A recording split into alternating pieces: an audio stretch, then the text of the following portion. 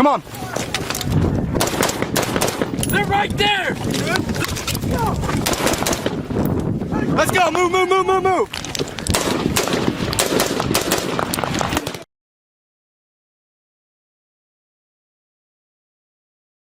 This episode of Choices Not Chances podcast is sponsored by Louisiana Gun Shop, located on Highway 90 West in Broussard, Louisiana, just south of Lafayette. For more information, stay tuned at the end of this episode. This is Choices Not Chances podcast with Ryan and Matt. I'm your co-host, Matthew Charette. Sitting next to me is Ryan Rogers. Ryan. Hey guys, thanks for coming back. And just like every other episode, if you see something that resonates within you or that you know should be shared out to people, don't be selfish with the information. Tonight we have a special guest, somebody I've been trying to get on here for a while, somebody that means something to me, means something to Matt, and everybody that was there in 2nd Platoon. And we're going to talk about American exceptionalism, among other topics. From where does American exceptionalism derive? Surely it planted its roots in the hearts and souls of those in the New World just before the Revolutionary War. It was then that regular American citizens banded together to fight against the strong arm of the crown. Imagine the conversations that must have occurred. Something like, this is America. This is the New World. We didn't risk everything to come here and be ruled as we were ruled before. Then again, during the First World War, when the news came across the pond from Belgium, the war crimes and the atrocities, when they came to America. Shortly thereafter, the British intercepted a telegram from the German Foreign Minister Zimmermann, urging Mexico to declare war on the United States. The conversation swelled with patriotism and anger. Let us turn loose the dogs of war. Then again in World War II, following the war to end all wars, American exceptionalism burned bright as the Marines tore through the Pacific, as well with the Army across Europe. It was certainly on display when President Truman urged the Japanese to surrender. Then they didn't. Imagine the conversations that occurred in the Oval Office before eliminating Hiroshima and Nagasaki. American exceptionalism derives from the individual people that say, send me to war, send me to Vietnam, to Iraq, to Afghanistan, to Syria, to Africa. Send me, because if not me, then who? Tonight we're going to have a conversation with one of those patriots, one of those exceptional Americans. In 2010, the 3rd Battalion, 6th Marines, Kilo Company, 2nd Platoon waged war against the enemies of our nation in the flooded poppy fields of Helmand Province. Marjah, Afghanistan was, at the time, a hotbed for the Taliban. Gordon Emmanuel was one of those vessels of American exceptionalism and served as 2nd Platoon's commander. People often use the phrase brotherhood in the military community. The brotherhood of warriors is forged in times of dire need and the ability only to depend on one another. In times as we experienced in 2010, a unit needs lions and it needs leaders. Gordon Emmanuel was a lion and a leader and became much more to the Marines of 2nd Platoon before we left that place. If I was to build a team to go back into harm's way, I would place him at the helm. He's a warrior that brings men home. He's an instinctually blessed tactician who puts in the work, and he thinks, he plans, and he executes methodically. Gordon's currently a major in the United States Marine Corps and currently a student at the School of Advanced Warfighting in Quantico, Virginia. The School of Advanced Warfighting develops lead planners and future commanders with the will and intellect to design and execute joint campaigns and naval expeditionary operations. Gordon was the first Marine in my career that I wanted to emulate, and then stayed that same person for the past 12 years.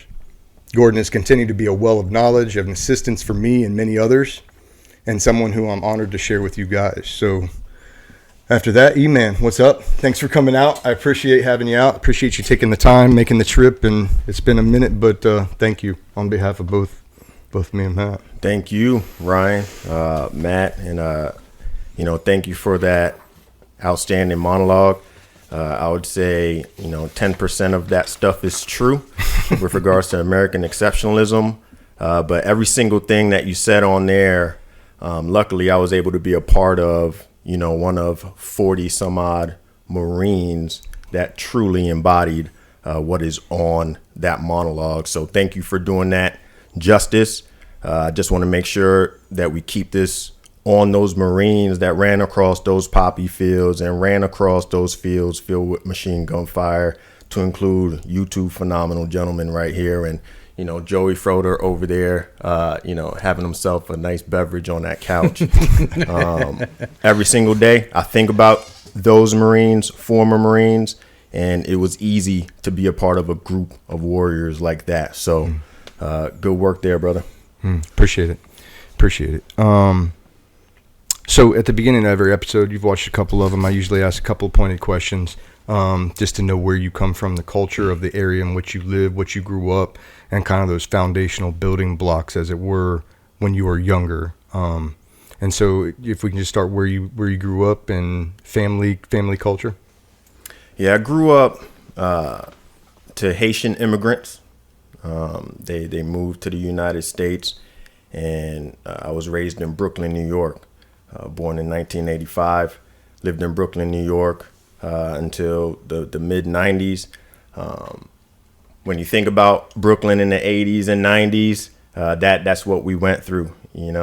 Seen my fair share of drug dealing and shootouts. Witnessed my first shootout when I was 7 years old on rollerblades. I remember going to visit my uncle in Virginia. He was in the Navy.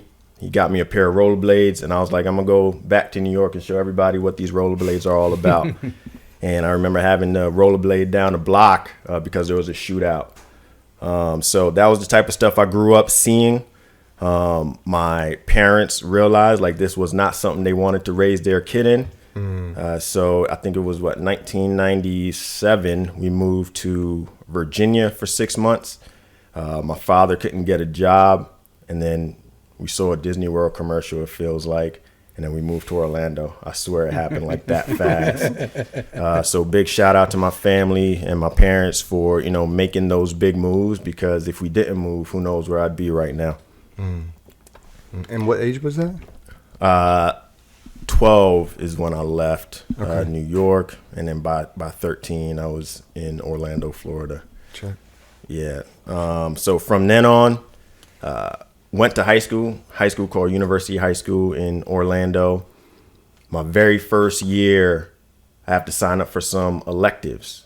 And I didn't have really much of a big military background. Obviously, my parents weren't in the military. My uncle was in the Navy, but I only saw him, once a year. He was he's more of an influence today than he was back then. But MCJROTC was one of these electives. I didn't want to do drafting. I didn't want to do cheer. I didn't want to do a lot of the things that were listed on there. There was an elective called MCJROTC. I remember asking the guidance counselor, what is this? And she said it's Marine Corps, Junior Reserve Officer Training, whatever that C is. And what stuck with me was the Marine piece. And I remember growing up watching that commercial of the Marine slaying the dragon. Right? Never thought I'd join the Marine Corps, but I always thought like that Marine Corps commercial was pretty awesome. And then for some weird reason, I also had a Marine poster of that Marine with the black gloves, black M16, and the cami paint and the rope wrapped around them. That was also in my room growing up in New York, but for no specific reason except that I thought it looked cool. All right. So I signed up for Marine Corps JROTC, and the very first person I met was Sergeant Major Alexander Roberts. This is 1999. And from 1999 to 2003, Sergeant Major Alexander Roberts became my number one mentor. He was an infantry Marine who served 30 years in the Marine Corps, and he was on his 10th year serving as the lead JROTC instructor. So he was somebody that I wanted to be like. He was somebody when I would, get a C during the semester in some random class, he was the person that I was worried about was going to pull me in, not really my parents, So he's a big reason, probably the reason why I'm in the Marine Corps today. Sold, huh? Sold. Yep. Yeah. It's interesting. Ty Davis was my very first platoon sergeant. Just had him, just recorded him recently and dropped him out. And he's doing that now. He's got his own fitness company now where he's taking care of fitness and health and healthy eating macros, micros for people and for his clients. But he's a JROTC instructor now at a high school. And she says, like, the purpose he gets from helping those kids was pretty amazing. So it's cool how they do that and how they can foster, good relationships that way. I don't know that everybody would be good for that. I think there's only certain people that would probably be good for that, in my opinion. But that's super dope. So if I understand it, there was no real catalyst that turned you to want to go to JROTC? None. Or have a poster? It was literally random. Just remember in high school, you have to pick, your electives. And again, like a lot of those electives just did not jump out at me. Right. So I decided I was just going to do something weird. Hey, I could do it for one semester. If I don't like it, I don't like it. Yeah. And I remember a couple of my buddies doing it with me. And they only did it for a semester. But for them. After they put us but out, after that, you were like sold. That's what you're going to do. I was sold that I was going to stay in JROTC, and then March 2003, the Marines are storming into Iraq. As a matter of fact, if you back it up, obviously in 2001, those planes hit those towers and hit the Pentagon. And Sergeant Major Alexander Roberts, you could see like his instruction changed because every single year our program was sending, high school students that graduated to the Marine Corps. The Marine Corps was probably making mission just off like that school by itself. So he knew that many of us were about to be a part of something over the next few years. So 2001 is when I really decided like I'm most likely going to do this. And by 2003, I'm a senior in high school. The Marines are going into Iraq. I bring a recruiter into the house.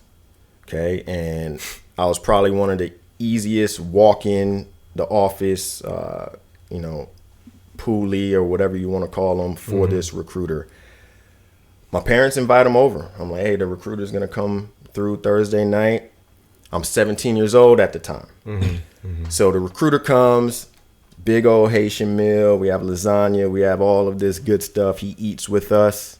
And mind you, it's March 2003. I'm going to graduate school in like 2 or 3 months.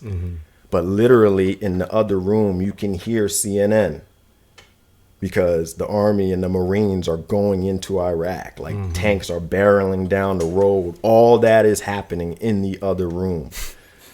And finally, after, a 2-hour dinner, building rapport and all that good stuff, because I'm 17 years old, the recruiter had to slide a piece of paper across the table, slides it over to my dad, and it's like, all right, I can send him up to MEPS, get him physically qualified, medically qualified, and the day after he graduates from high school, we can have him off to boot camp. And my dad was like, nope. And like my jaw dropped. I'm like, wait, what? What? I didn't sign up for college. I had no plans to go to college.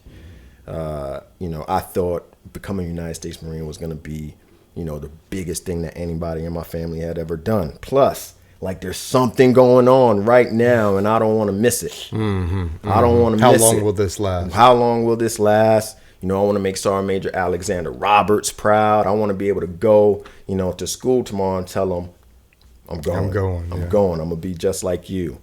But my parents were like, nope. If he's going to go fight, it's going to be something that he needs to decide, meaning he's going to have to be 18 and do it himself. Mind you, I wasn't going to turn 18 for another 8 months. My birthday's in December, so I was going to graduate high school. The summer was going to go down. The fall was going to go down, the longest time of your life. That's right it. There. The longest. So my plan from then on was, all right, fine. Like, I'm like pissed. For the rest of the year, I'm just pissed. Slamming doors and all that stuff. And I, wrap up, the football season and all that good stuff, track season. Some people are going off to college. Some are going off to the Marines, some to the Army. And I'm like, what in the world? So obviously you can't get into like a 4-year university. By the way, I wouldn't have been smart enough anyway with my grades. So I quickly went down to Valencia Community College. Shout out to Valencia. All right. And they accepted me. So in the fall of 2003, my plan was, all right, let me just get some credits. I understood if you have a few credits, you could be like a Lance Corporal or something like that. I was like, let me just do that. I'll join the Marine Corps in January. But fate would have it. There was a guy in some weird set of blues that I never seen before, because I was very much led by enlisted Marines in JROTC. And he was a captain. And that captain had a pull-up bar. He looked at me, looked at the pull-up bar. I got up there and did my thing. And for some reason, I was at his office like that day. And from that point on, I was going to be a Marine officer. So I went to officer candidate school that summer in 2004, and the rest is history. Check. How much do you think 9/11 weighed in on your ultimate decision to join, if at all? 9/11 gave me a purpose. You know, going through high school, you know, you always kind of want to sound smart when people ask you what you're doing after high school. And I remember for like a long time I was saying I'm going to be a computer engineer. Why? Like, that's so not like my personality at all. But I think I heard a smart kid say it. And I was like, yeah, that sounds cool as well. You know, people wanted to be doctors. People wanted to be lawyers. But I didn't really find that thing that I really wanted. Me and my buddies, we used to rap in high school. That was something that we did as well. But I knew that probably wasn't going to take us that far. And I wanted to do something a little bit more responsible. Plus, the people I used to make music with, they were real smart too. They were going off to college anyway. But 9/11, and then seeing how Sergeant Major Roberts responded to that, and how he like kind of put that weight on our shoulders a little bit, that changed me a little bit. And then 2003 just kind of doubled down with that. And yeah. Gotcha. So you don't have to get too detailed, but can you talk about some of the schools, TBS and infantry officers course? Yeah, for sure. Just about kind of like what you expected it to be versus what it was, if there was any difference in that. And then, you know, the big takeaways that you got personally, individually out of those schools. Yeah, for sure. So the first big school was Officer Candidate School over in Quantico, Virginia. And I think they put Officer Candidate School in Quantico for a specific reason. Quantico during the summer is terrible. Every single bug, reptile that you could think of is going to be operating out there. The humidity is going to crush you. And then in the winter, you know, the cold and the snow will crush you. So there's a lot of human factors out there. It's a great place to train. Officer Candidate School is a very, very physical school. The thing about Officer Candidate School, they're looking to screen people out. That's what I remember. But it's a testament back to Sergeant Major Alexander Roberts, because for 4 years, he was teaching me as much as he could about the Marine Corps. And I would like to think I was very, very, very ready once I went to Officer Candidate School. Yeah, that's good too, because, well, you're probably the first one. I've only talked to a couple of officers so far, but you're probably the first one that said that they were prepared, because, you know, most of them are like, had no clue, didn't know history, didn't know rank, didn't know this, didn't know that. And I'm like, probably a bad way to go into it.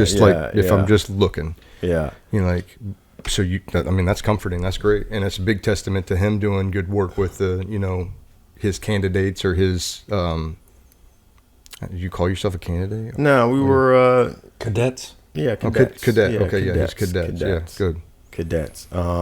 Yeah, my peers that didn't go to Marine Corps JROTC in high school or have any of that, that just shows how phenomenal they are. If I didn't have it, I would have got dropped, like, for sure.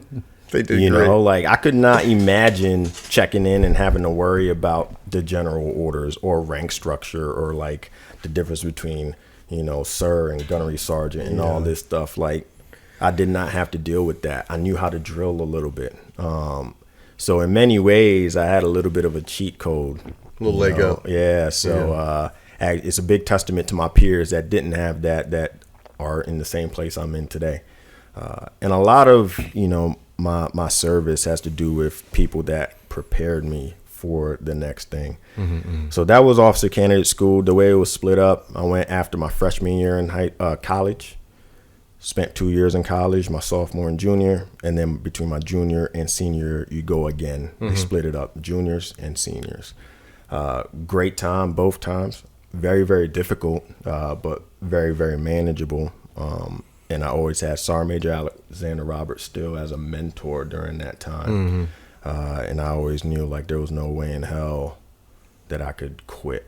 You could DOR, drop on request, but like that was not about to happen coming from where I came from. Did a lot of guys do that?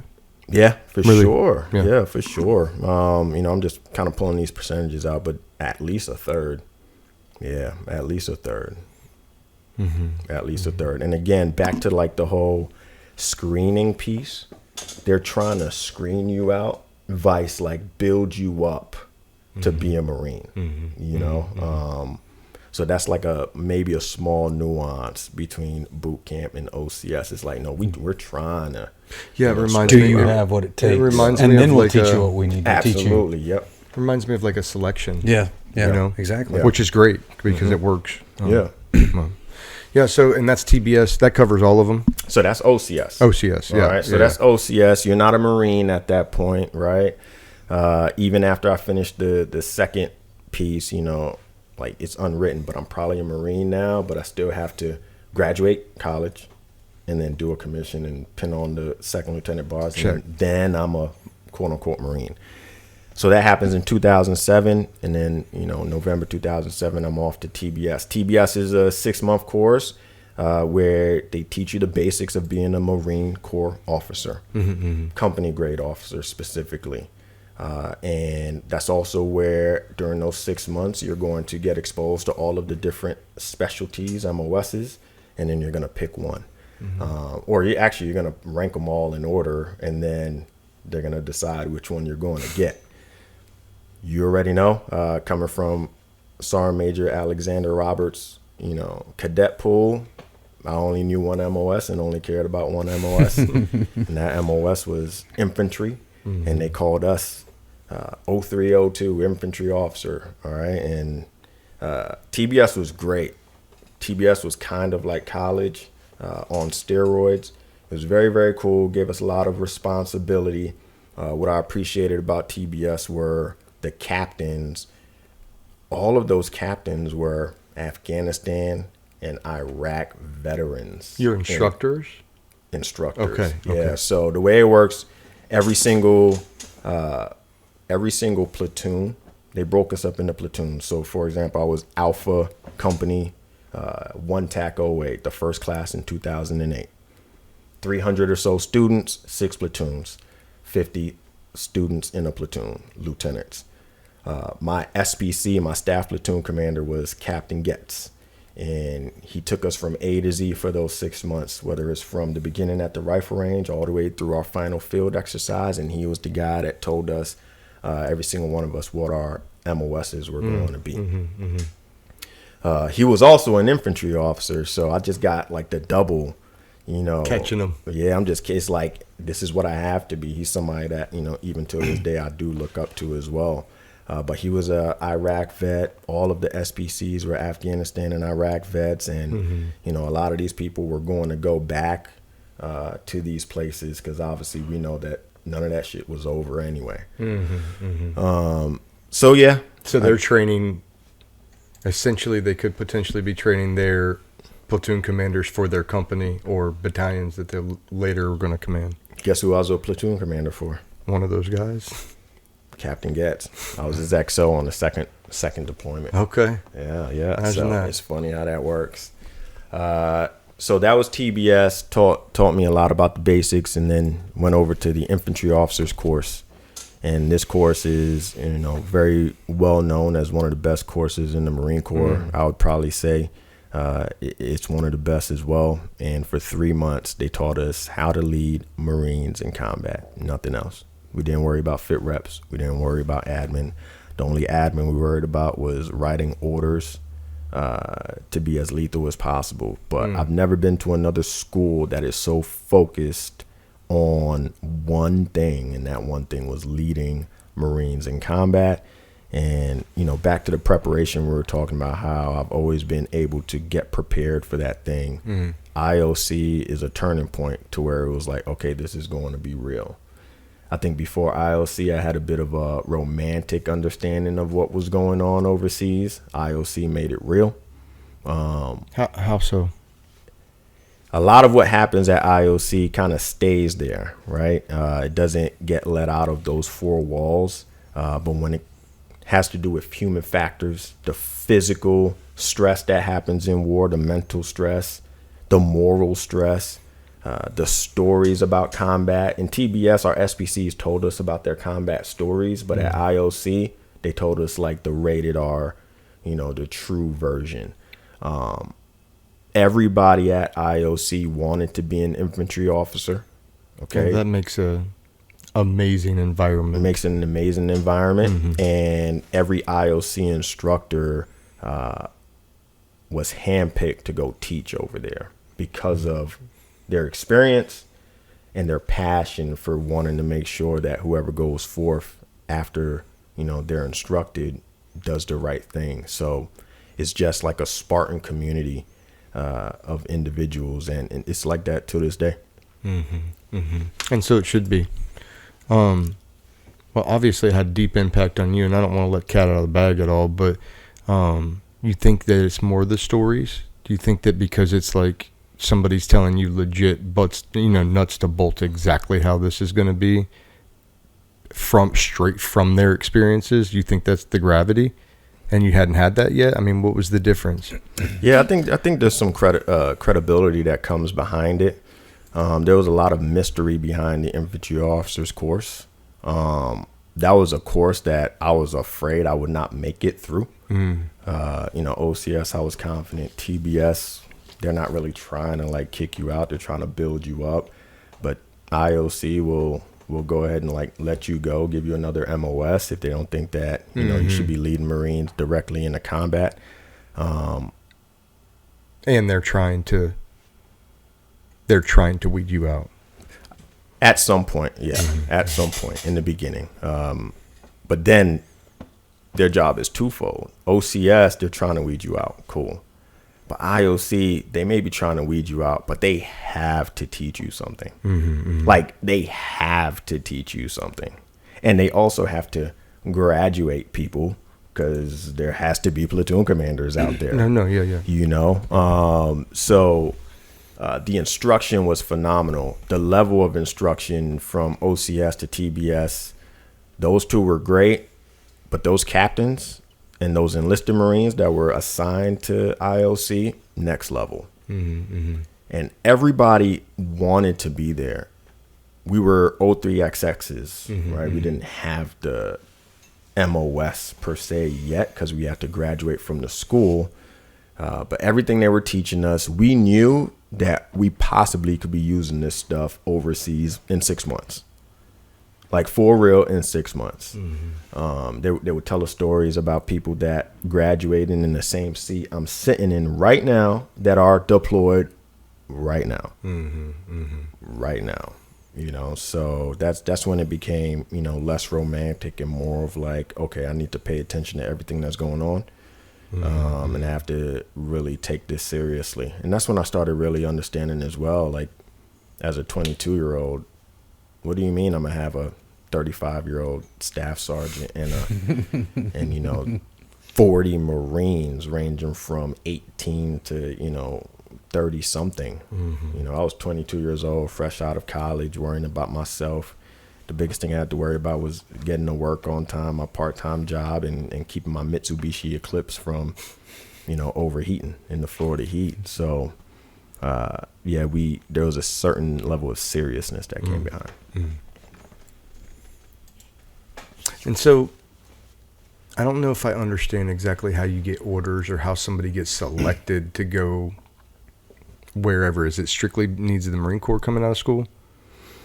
So I think this changes when it comes to IOC, but for the most part, everybody puts a wish list. The Marine Corps says, hey, we need, 7 lieutenants to go to this battalion, 3 to go to this battalion, 1 to go to this battalion, 5 to go to that one. And everybody puts their wish list up.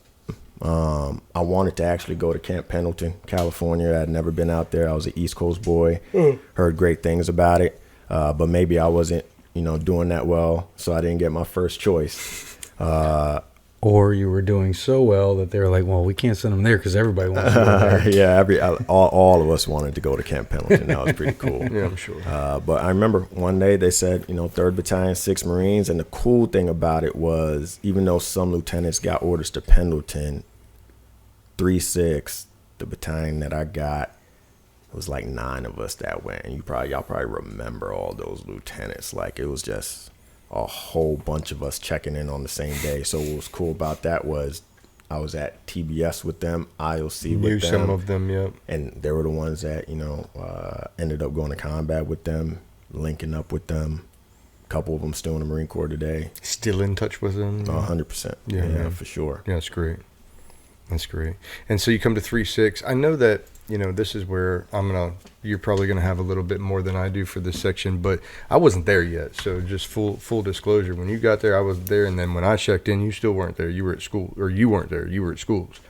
And so I came late, but I'd like you guys to talk about the workup and especially you, I'd like you to talk about what's it like getting your first platoon, doing your first, expectations brief of your guys, of your unit, of your leaders. How did you, navigate that course there early? Yeah. We check in, and when I checked in the 3rd Battalion, 6 Marines, the battalion was actually on deployment. They were in Fallujah. I think this was like mid-2008. Let me think here. Probably September 2008. I may be off by a couple months. They were in Fallujah, whooping it on. And I remember immediately looking up, where is 3-6? The day that I got orders to 3-6, getting online, and all of us realized, oh man, they're in Fallujah, whooping it on out there. And we all know the stories of Fallujah. So I kept up with them constantly. But I remember we checked in. There was a couple officers that stayed behind on the deployment, and they just made us stand duty for 30 days straight. I remember I had to stand duty 3 days a week. Oh, good. So that was kind of cool. Kind of got to understand how the battalion works and the company spaces and all that. But I'll never forget, we were there for when these hard charging Marines got off the bus from their deployment. And that was a special time. And we didn't know which platoons we were getting, but we got assigned to our company. So I remember Kilo Company getting off the bus. And yeah, that was, very cool to see them link up with their families. And, from then on, I knew wow, these Marines look young. They look younger than me. There's a couple gruffy looking ones, but most of them are, America's national treasures. And, it's cool to see that they made it back. Then the battalion went on 30 days of leave. And who had to stand duty for 30 days again. The guys that didn't just get home. Yeah, so, just more leave. I mean, more duty. And then finally, we're back. All right. Yeah. And the company's back. And I remember observing this one Marine, 6'5". Everything he said was, dominating the room. Knew a lot about his infantry. He was a staff sergeant. And I was really eyeing all the different platoons in 2nd platoon. And there came a point to where it was I really hope I get 2nd platoon, because the Marines respect Staff Sergeant Wright.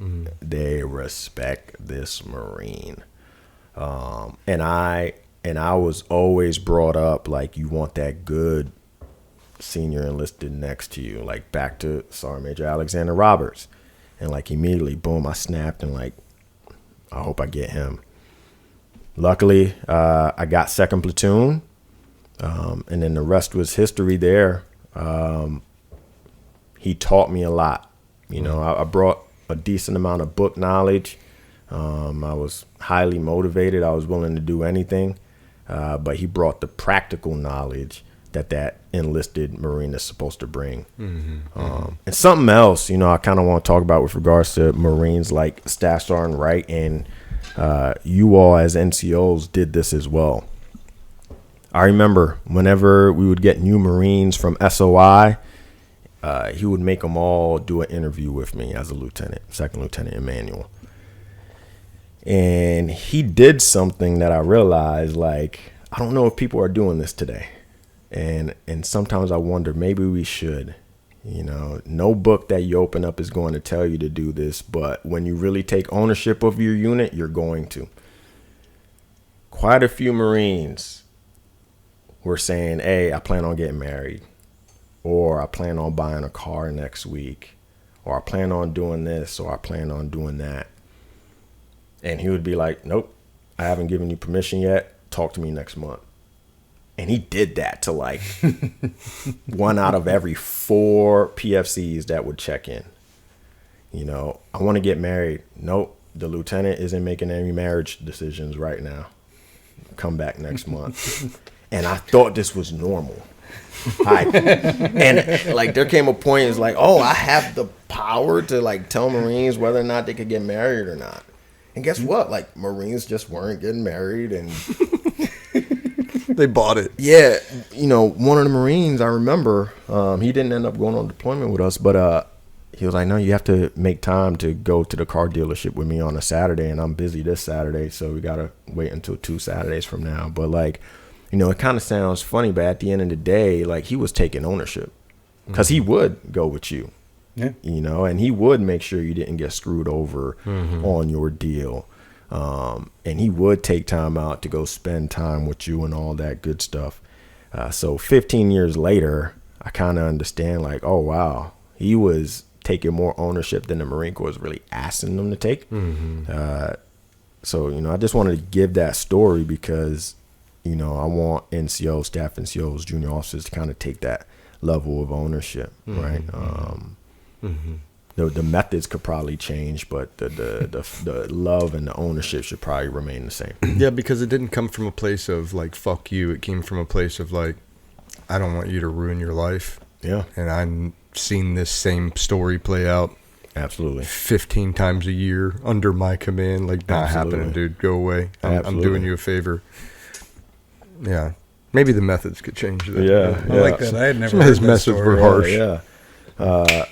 Yeah, you know, fired. Yeah, no. Yeah, and that's the thing. That's what we want out of staff NCOs. I think, you know, once you put that rocker on, like it's your Marine Corps. You know, there comes a point. I think junior officers, second lieutenants, first lieutenants, captains, a little bit, sergeants, corporals, lance corporals. Like it's okay for some of us to say, I can't stand the Marine Corps. I hate the Marine Corps. Like when we're looking in the mirror, that's fine. All right, cool.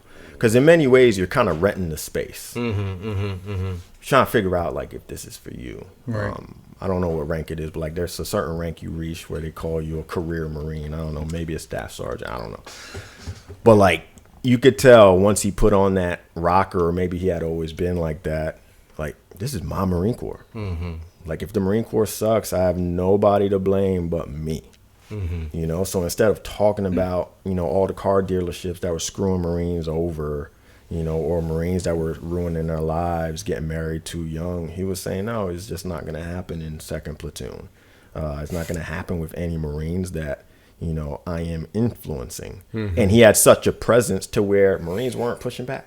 Yeah, that's a fact. I mean, he had that presence against all of us, even guys that have been in for a minute. Like I said in the monologue, you and Joe were the first good, team element as a commander. It's my 3rd squad, 2 in combat.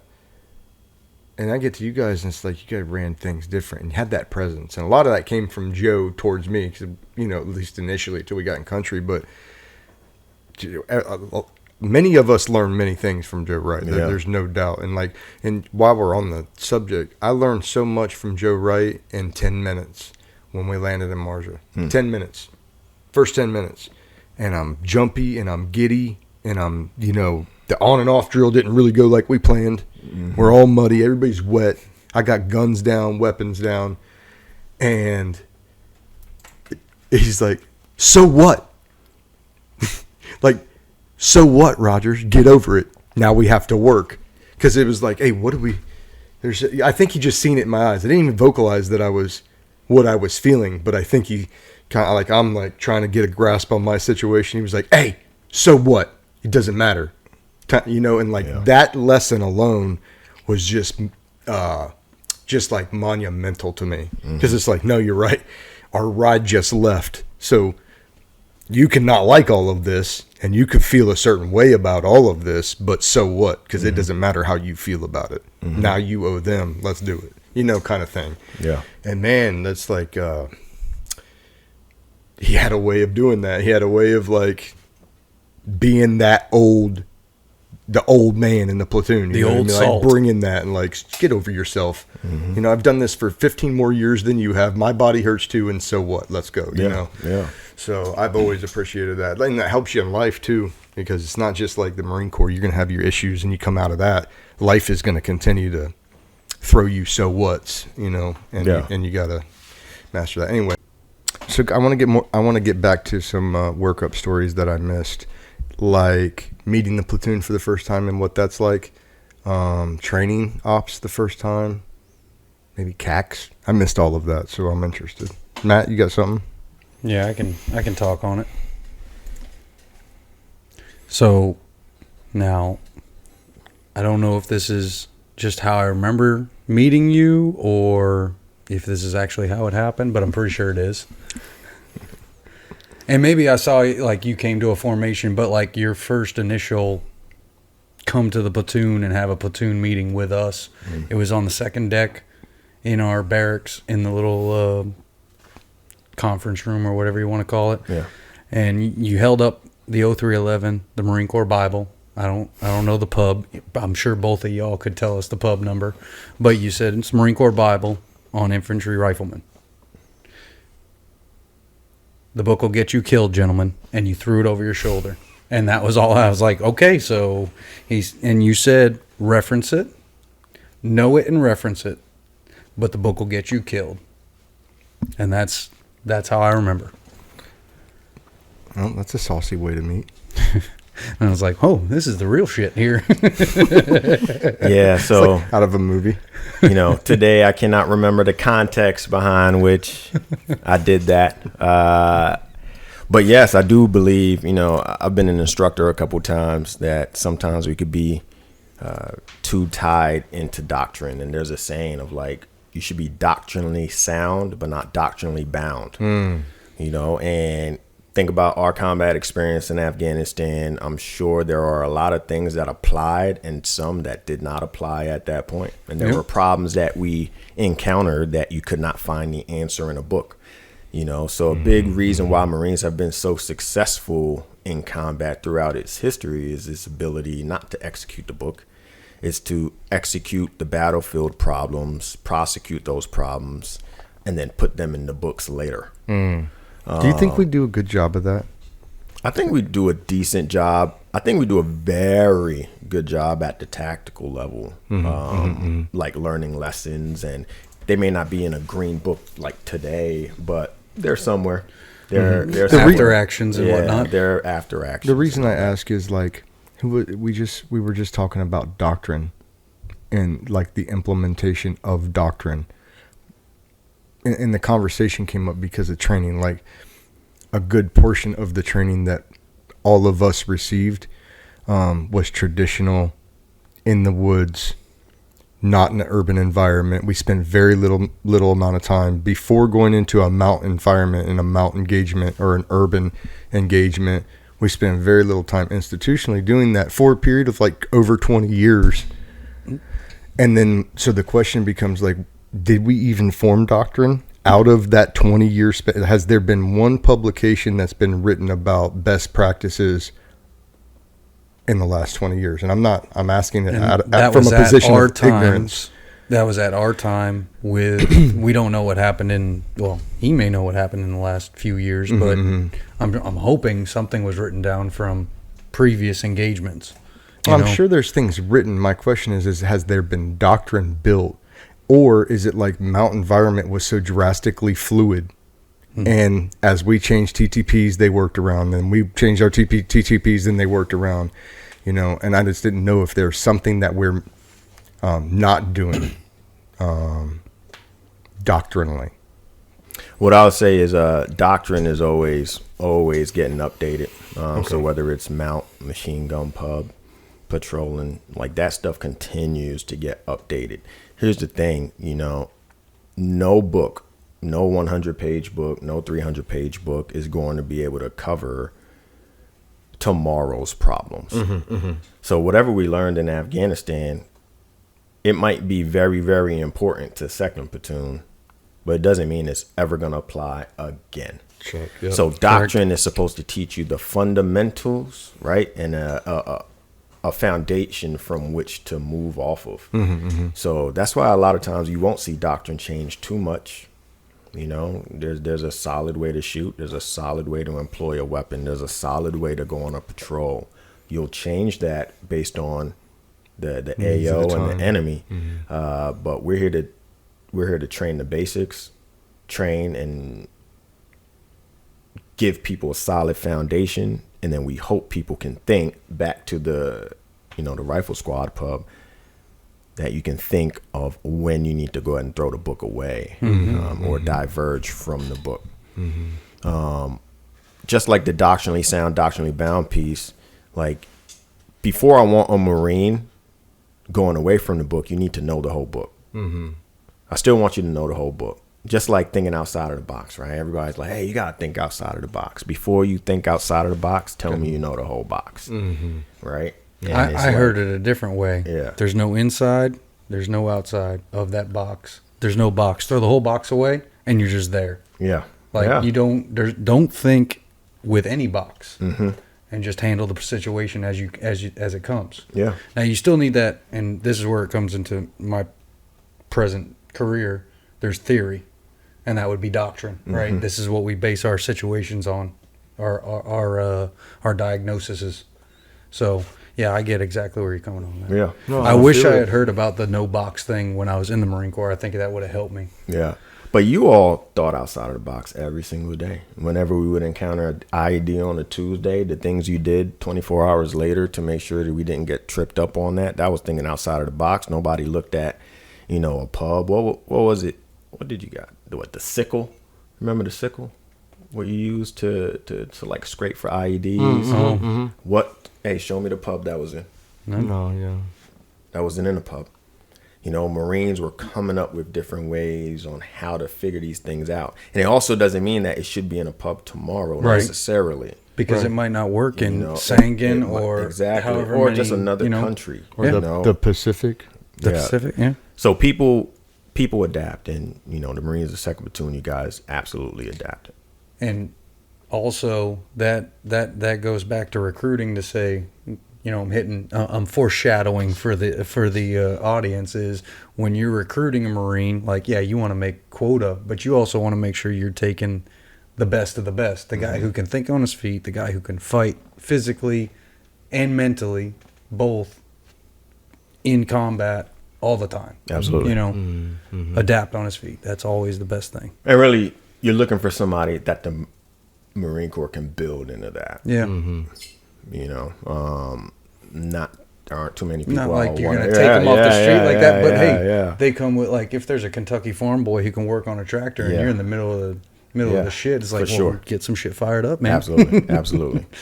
Hell yeah. Yeah. Hell yeah. So I want to know more SIG events. The workup I missed. Let's go. What do you got? Well, the biggest thing as a lieutenant for the first time, what are the big takeaways from a workup? Yeah. So, given a second lieutenant perspective, I wasn't a prior or anything like that. One of the biggest mental challenges was, oh man, I have to train a platoon that are filled with combat vets.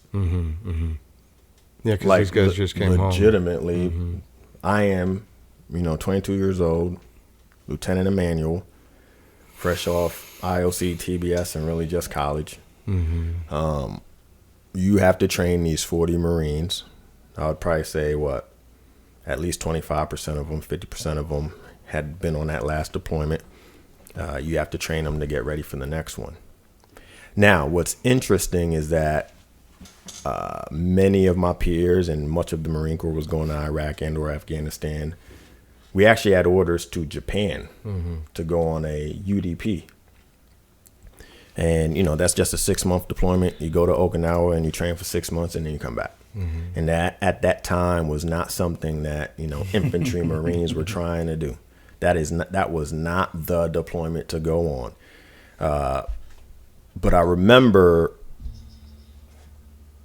we're just not going to worry about what the deployment is. We're just going to train our butts off. We are just going to train as hard as possible. And then, every single PT event, every single range, every single thing that we did, Staff Sergeant Wright set a good example here. And, I was able to kind of, I'll humbly admit, follow his lead. The intensity was we're going to combat tomorrow. Every PT session, whatever it may be, every terrain model walk, whatever it was, we're going to combat tomorrow. And people were saying, hey, we're going to Japan. I didn't believe it. Staff Sergeant Joe Wright was don't believe it. And next thing you know, a couple years later, I think it's 2009, December 2009, President Obama at West Point. I'll never forget it. Me too. I think everybody in the entire Marine Corps watched it, and I know everybody in 3-6 watched it.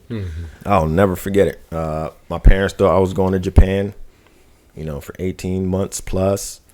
And President Obama, 2009, December, West Point, says, I may get the number wrong, 30,000 more. 30. Yep. Going to Afghanistan. And I was like, okay, maybe that's going to be us. And literally, we went on Christmas break, came back, and then Colonel Christmas brought the battalion together and said, we're going to Afghanistan. And that was that. That was Give me cold chills. That was that. Yeah. And it was wow. And it kind of punched you in the face, because it's easy to say, man, we don't want to go to Japan and just train. We want to go to combat. Easy to say that. And we got to talk a lot of smack for 2 years. Man, we wish we were going here and going here, doing this, doing that. And, you open some gifts on Christmas and you get a big Christmas gift. Hey, you're going, here goes some orders. You guys leave in 30 days.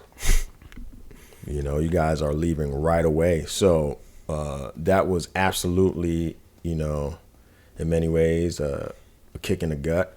Oh, yeah. Now you're second guessing. You're oh, did I train them hard enough? Did I do every single thing possible to make sure that these Marines fight with everything they've got, and that we could bring, everybody back home.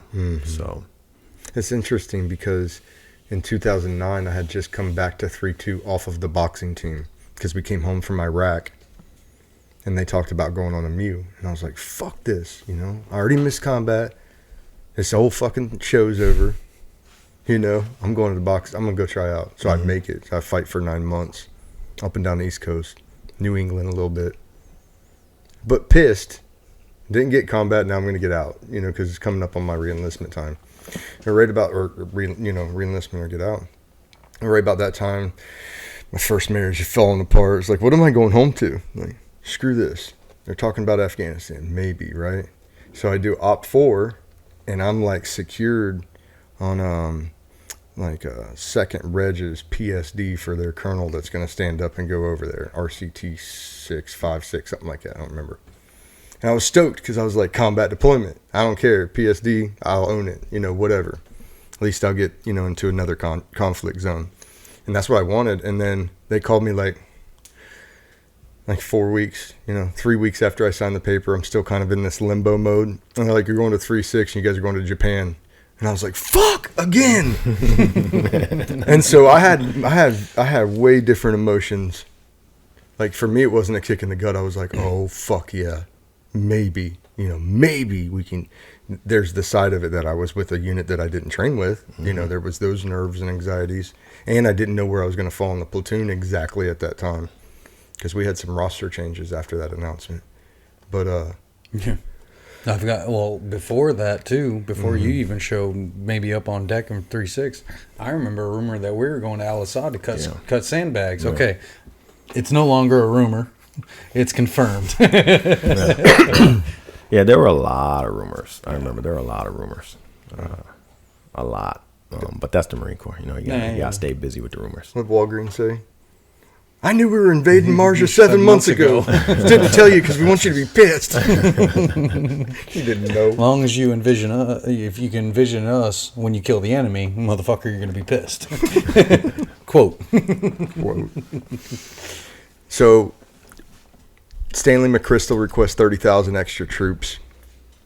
Sits on the desk for a minute and then it gets signed. 3-6 goes into the chute because just came back from their full workup, and then your curtail training at the end. Past that, come home, rosters change a bit, and then it's like helo dunker, one more BZO range, and a boot drop where the Bs came in, and then after that it was go time, right? So I just remember everything speeding up after Christmas break.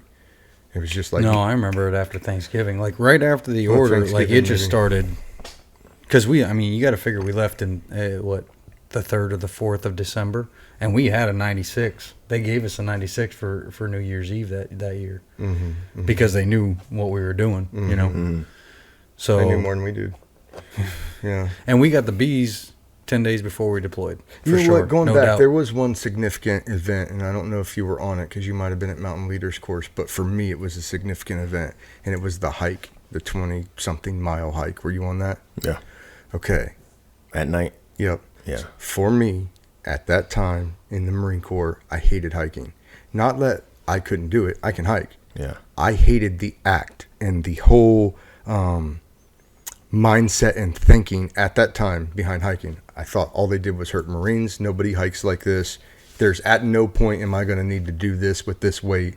Not a real thing. And in my career, 7, 8 years, whatever it was at that time, 6 years, 7 years, something like that. I had nobody had ever had to do that, right? So it was foreign to me. And then people got hurt on the hike.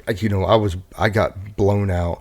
But as we pull into the softball field, we did the wagon wheel thing. Everybody drops their pack, and then the colonel comes out and he wanted us to play tug of war.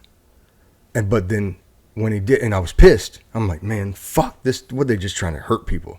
But he gave the speech after that saying it's not, we just made movement to the objective and now you have to fight.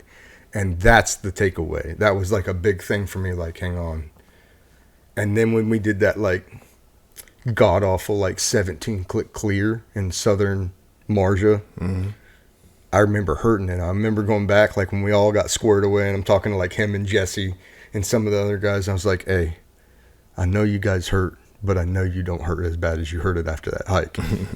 I wasn't. And everybody was like, no, man, fuck that hike, but it gave the Marines something worse to draw from. Yes. This is bad and that sucked and we're tired. Well, we done worse than that before, and we know that our bodies can do it. So let's recover. Let's do the things we know we need to do to recover, and then we can get back after it, kind of thing. And so that was, I thought about it. That whole clear that we were doing. That's the only thing that was running through my head was, I know my guys can do this. I know I can do this. Because sometimes I would be like, what do we? I don't know if my body's going to hold up for 8 months of this. I'm not sure that I've ever trained that hard. I wasn't on the 20 mile there. Imagine that. I was at Corporal's course, TAD. I'm not going to go.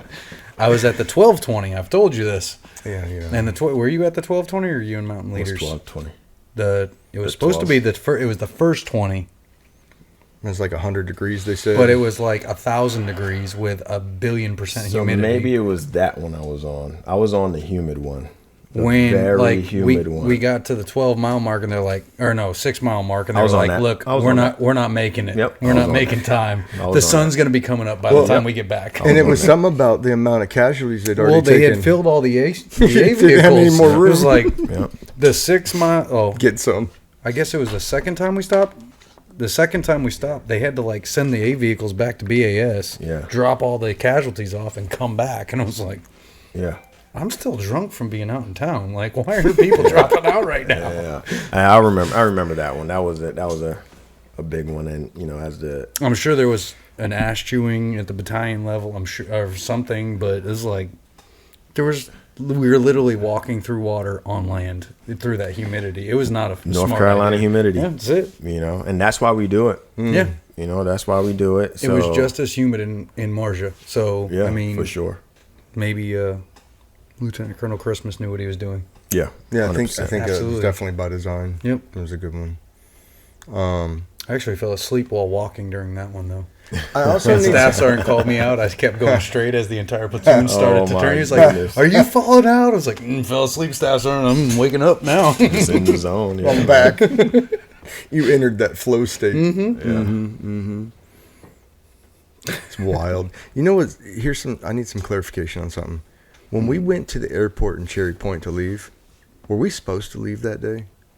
Or was it always that we were going to stay all night there and leave the next day? You remember that? I actually can't even remember. Yeah, so we pull into Cherry Point. Everybody does like the rigmarole. We weigh a bunch of gear and we're like sitting in those rows and rows and rows of chairs. Everybody's like waiting forever. Then they came in, they're like, "Sorry, fellas, leaving tomorrow." Everybody's like, "What the fuck? I'm spending the last night on American soil in a freaking terminal." Yeah, I can't remember specifically. There, you know, like those little transition points, like gone. He was going over rosters. Yeah, it's like Command About rosters. rosters. Rosters on the rosters. yeah, you know, plane team commander, like, you know, for every leg, one of us lieutenants had to be in charge of making sure everybody got on. Like, yeah, EDLs. But how Yeah. do you know? you know, There's a sleeping, roster. sitting on the pack. You know, I think the junior Marines had the luxury of like taking in the moment. You know, like couldn't really take. I it tied all. like 37 boots together that night. Or yeah, to like the chairs, and Yeah, I watched. yeah. I was like, yeah. "Yep, okay, well that's It's like gonna be me and shit show in Herbie and the morning." boys were playing spades. You know, there's only so many games of spades you Oh, can play man. before the people losing don't want to play you anymore, and you can't Yeah. make them play you anymore. Well, when you Yeah. cheat, I was sure Whatever. it was triple and quadruple checking EDLs and equipment. Like, yeah, Smoked. because once we're gone, we're gone. That's it. Yeah, and that's another thing. You know what's crazy about that flight is it's flying commercial with your weapons. It's so foreign, like in my mind. Yeah. That when I had my rifle under my seat on a commercial airplane, it just felt uncomfortable. Like, it felt uncomfortable to me. Now, coming home, completely different. If you took my rifle away, coming be a home, I'd have problem. felt more uncomfortable. Yeah, yeah. But it was wild. And then checking in, like, we were talking about, Anderson Hernandez. I don't know where he was mindset-wise, but when we were talking offline, he's like, "Do you guys remember when we landed in Manas?" I'm like, "Yeah." He's like, "And it was snowing. It's beautiful." We're like, "Yeah, pretty beautiful." It was beautiful when we were allowed to put warming layers on. Yeah. That was a wild time too. And so after that, we did like a flight, like a military flight into Leatherneck, and then there's like some, couple weeks. I don't know if it's to acclimate to the climate. And like then we got a bunch of like JAG briefs and ROE briefs and Yeah. all of that. And then we moved down to Leatherneck, that was at Leatherneck. Then we moved down to Dwyer, right? And so we staged at Dwyer for a while. We got our ANA, our ANCOP. What's some SIG events from that time frame that you're thinking of? Or how are you processing this as a lieutenant, coming up right to the eve of this, this invasion? Yeah, I remember it being, a lot of administrative going on, a lot of briefs, and like you were talking about, a lot of people briefing us on stuff. And I get it, but it seemed like hours and hours and hours, and I did not want us to get mentally complacent, right? Because everybody that was giving us a brief was not going to be on that helicopter when we landed, and I wanted us to be of a certain mindset when we landed. So I just remember like just trying to maintain, Staff Sergeant Wright and I, like, let's maintain the combat mindset. Let's train here and there where we can. I remember like training some strip in Leatherneck where there were like AC units or the hooches, and we would like move and communicate in and amongst those things. Wherever we could find a place to train, we were trying to do that. So that was my primary focus. I know you really pushed down on me. Well, something that I assume all the squad leaders, you brought us workups for like Excalibur rounds, which none of us to that point had ever used, I don't believe. For HIMARS rockets, you're saying, hey, these are going to be assets available to us. Make sure you know what you're doing. And then I remember me, Hein, JT, I believe he was with me. Everybody brought a couple team leaders with them, and then we sought out the arrow. Was it Methlier? Yeah, he was the forward observer, artillery officer. Yeah, and he did a great job. Like to have a young sergeant coming up to him like, "Hey, sir, this is what I need," and I mean, he broke down everything, line for line, exactly what they're looking for. So everybody, I think it was the fact that everybody knew it wasn't fuck around time. So it didn't matter your rank. It didn't matter anything. If you were trying to seek information out, I felt like at that time, everybody was facilitating to the best of their ability up and down the chain to get information and get people's nerves down and get people, locked into the right headspace. And that for me was huge because that's definitely the only unit I was in that I ever felt that.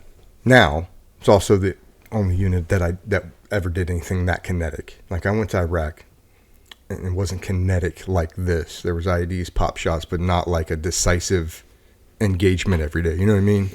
And I think there was just that was in the air. People knew this is not, we all need to help out because everybody's going to help us out. We're all going to help each other out, and that's all we got. And maybe some of that set in that mindset a little bit more. Yeah. Knowing what was coming, Well, the squad leaders and the NCOs in 2nd Platoon, they were the type that, they were going to take initiative and figure it out. We had developed our unit as one that was not going to sit by idly and let the situation occur to us.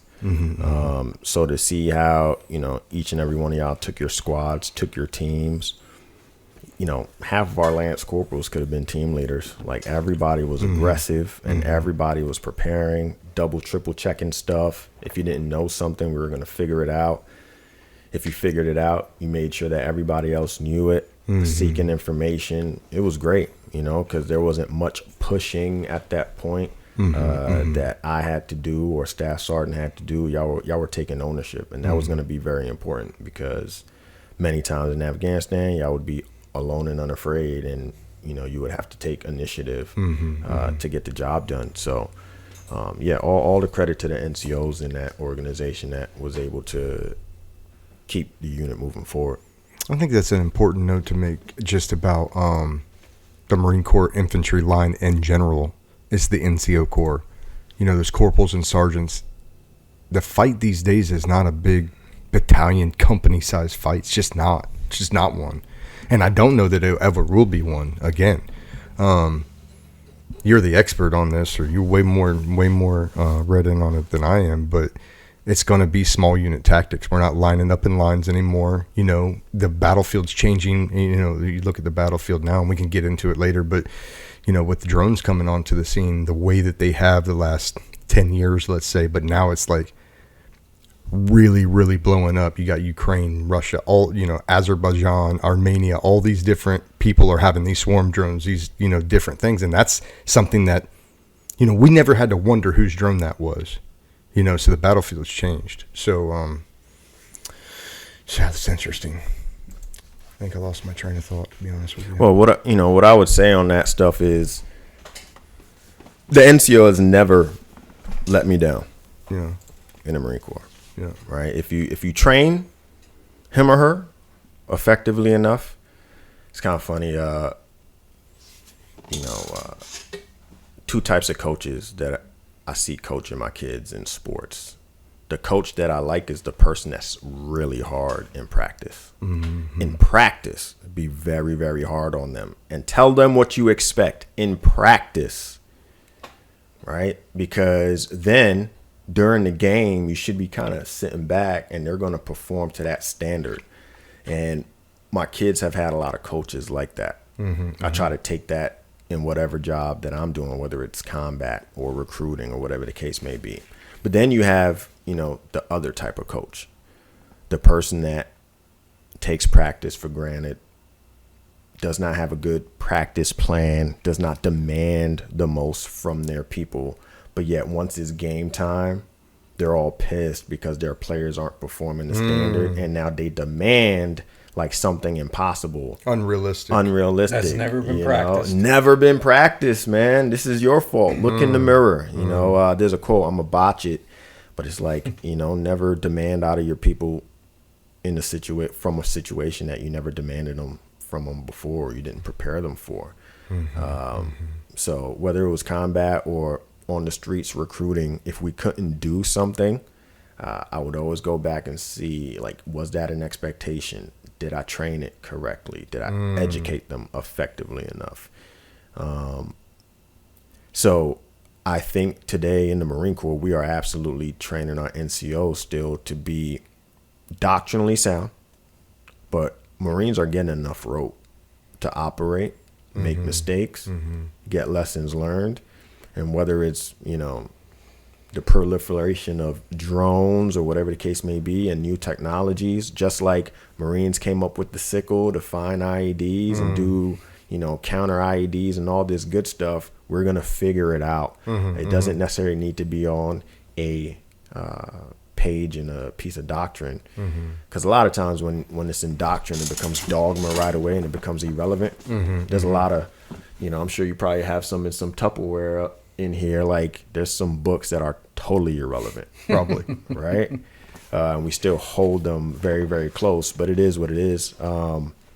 As long as we're flexible enough to adapt in the middle of a situation, we're going to be fine. Doesn't mean it's going to be bloodless. No. Yeah. You're going to have to learn, but the enemy is going to have to learn as well. And as long as we're learning faster than him, then we'll be fine.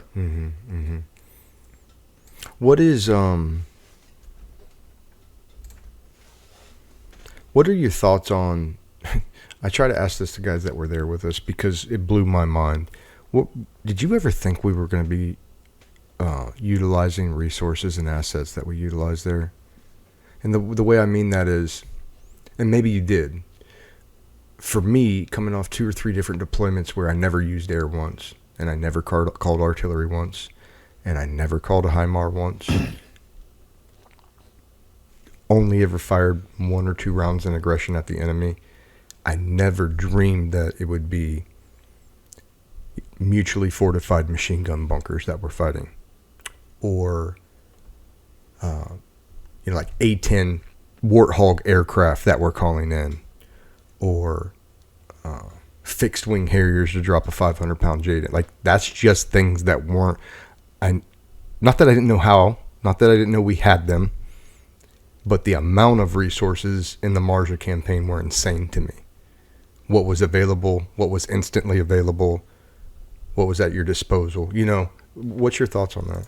No, I absolutely knew that we would, be fighting the enemy that knew how to fight. I had read a book sometime in 2009 when there were some grumblings that maybe Afghanistan may be on the table. The bear went over the mountain. And it's about when the Soviets went into Afghanistan in the 80s and the Mujahideen put the hurting on them.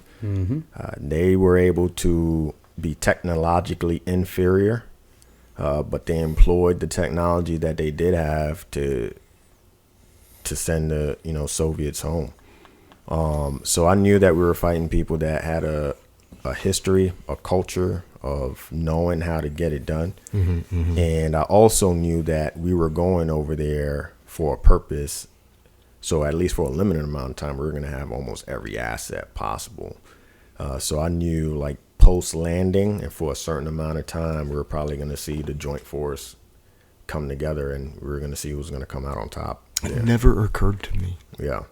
Like, it never occurred to me that we would do that. And I think that was my historical configuration. Like, never happened there, never happened there, never happened there, dry hole there, dry hole there. Do you know what I mean? Mm-hmm. And so I heard all these things. You know, I think that when it got real for me, this is going to sound stupid, but when it got real for me was when I seen my pallet for my squad loadout of ammunition. Until that time, I was like, you know what, we're fine, everything's fine. Let's get this good and trained up. We're going to be smart about things, but everybody just relax. You know, I've been on a couple of these. It's always told to you worse than what it comes out. Wish I'd never said that, but that's when I got the ammo loadout, and it was like AT4s and LAWs and APOBs and backpacks of shit and claymores. I'd never got issued a claymore on any deployment I'd ever been on, ever. And I did other ones as squad leader. Never had a claymore, you know, grenades. And then it was like, okay, before they said it's going to be all this, and then they gave us like 60 rounds and, you know, flashbang. Now they're saying it's going to be all this, and they give me like, you know, 500 pounds of ammo to tote in on our backs. And at that point it was like, and body bags. They gave us body bags, and I'd never been given body bags as a squad leader ever. And so the gravity really set in. Something I always talk about is right around that same exact time frame as when we covered, you know, a couple different COAs of how we were going to navigate across to the company area on day one. So you pulled in the squad leader, staff sergeant. We were around a map. Talk about it in the book. I've talked about it on here.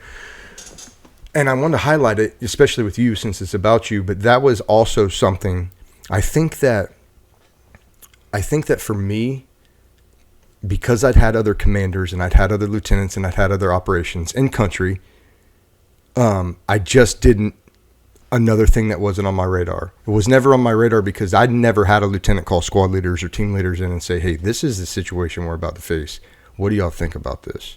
I want all COAs brought up and thoughts and everything, which goes right along with, you know, MCDP1, which, you know, the post that you made that I felt like a idiot because I'm like, yes, that's exactly right. Where did you see this? Yeah. MCDP1.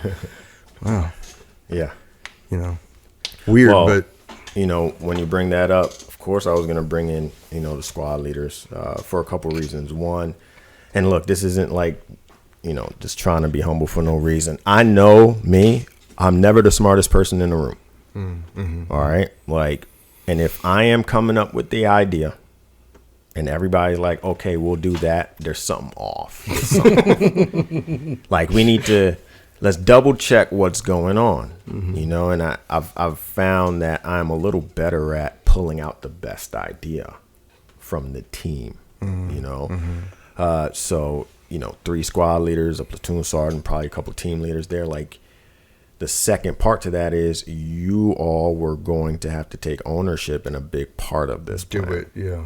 You know, so. Well, there's a little bit of genius in that, too. Yeah.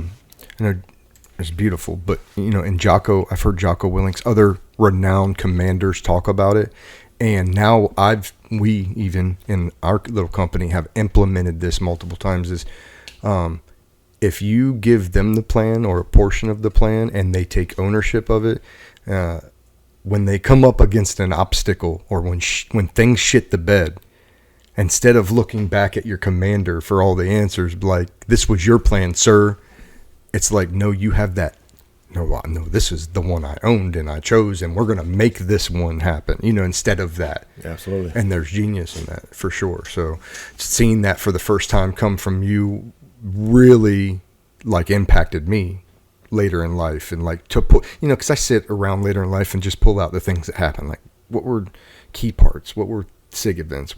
And that's a non-combat related meeting in a hooch somewhere that had like monumental impact on me, and then the way I would lead people thereafter. You know what I mean? So definitely a learning lesson there for me. And the other thing is, like, if you didn't pull us in and you simply briefed that plan to us, I'm not sure I would have understood completely. Yeah. Right. Yeah. And if a Marine doesn't understand why he's doing something, there's an issue. Yeah. Like, there should be that purpose as an intrinsic fallback motivator, in my opinion. Like, that's what worked best for me. Like, if you're to say, go shoot, that guy right there, I'd probably be like, why? Why am I shooting that guy? Why are we? Because I want to understand the purpose behind it. Yeah. If we don't have to shoot that guy and we can bypass this, and it's not going to hurt us, I want to understand why. Mm-hmm. And so coming in and having that plan, it's like, well, there was 2 COAs, and the other COA was way more uncomfortable for me. Maybe not for everybody, but for me. And so then I understood why we would do that COA, and I understood why we would do this COA. And altogether, that makes me have a more sound picture of, whatever one we landed on. Yeah. Ultimately, maybe I might have went across the yard to get to that one, but. Well, to your point about letting squad leaders choose the COA or whoever the less senior commander, the junior commander is at the time, Ryan's a little belligerent. I know this. Mm-hmm. You probably know it. Mm-hmm. Yeah. You come into the tent, or they come into the tent and say, "Look, we're crossing a canal to get to company from Med Objective 1 on day 1 this way." Well, he's going to be looking at it. He's not stupid. Mm-hmm. None of your squad leaders are stupid. JT Hine, they're not stupid. They can see another COA right there. Yeah. Yeah. So what happens when they're like, well, why the fuck are we doing it that way? Yeah, that's right. We could do it this way. And just because you chose it that way, they want to do it the other way. Oh, yeah. Whereas, yeah. Hey, guys. Instant resistance. So there's a book called Battle Leadership, Little Yellow Pub. And they talk about, like, how to lead people. Not saying I used this with y'all. Oh, we already used it. Yeah, right. We covered an episode. Yeah, so, and again, I might screw it up, but, like, there are some people you lead, if you want them to do something, tell them to do something else. And they will come up with the other option and do that. Some people, you just have to give them broad intent and they will attack. You leave them alone. And then some people, you have to tell them from A to Z exactly what to do. And they want you to tell them from A to Z exactly what to do. So you have to know, like, what your subordinate leaders' personalities are and then lead them appropriately. You're still trying to develop them, but you want to lead them appropriately. This was not going to be a walk in the park. Did I have an idea? Of course I had an idea. I had an opinion. But at the end of the day, this wasn't just us 40. We were going to have a lot of people on this operation with us. And, when I'm given that order, I never really believe, unless, the situation calls for it, the order should not be the first time you're hearing me really talk about what we're about to do. You should already know what we're about to do. The order, I'm probably like, I'm doing it because you're supposed to do it. It's like a formality. That's what we do. Yeah, it's a bit of a formality.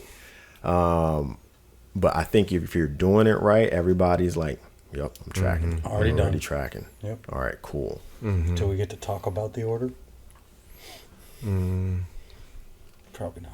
Yeah, we can in a minute. I want to touch on battle leadership. You're talking about what Captain Adolf von Schell, right? Von Schnell, yeah. Von Schnell, yeah. So I like that book a lot more than a lot of people like that book. Yeah.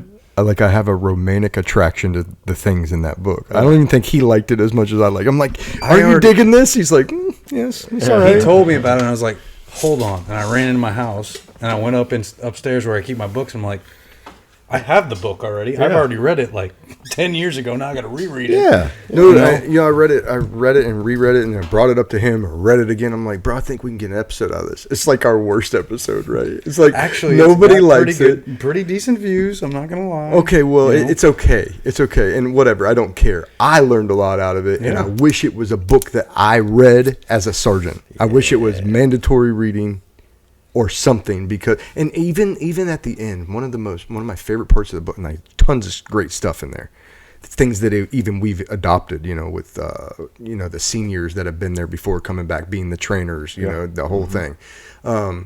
But the captain's view of the American military at the end of the book was my favorite part of the book. Yeah. Like, big nod to the United States, but it was almost like that envious, I wish we could be that, but we're just, because of our landlocked structure, we could never be that. Yeah. And because of that, we have to understand that we will never be as great as that.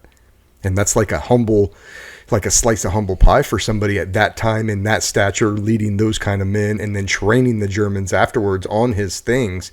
he had this envious, this almost like a romantic attraction to the United States military in the way in which they structured themselves. And I love that. And more people should, in my opinion, more NCOs should pick that book up and read that book. If you're an NCO, pick the book up, read it. You'll know what I'm talking about.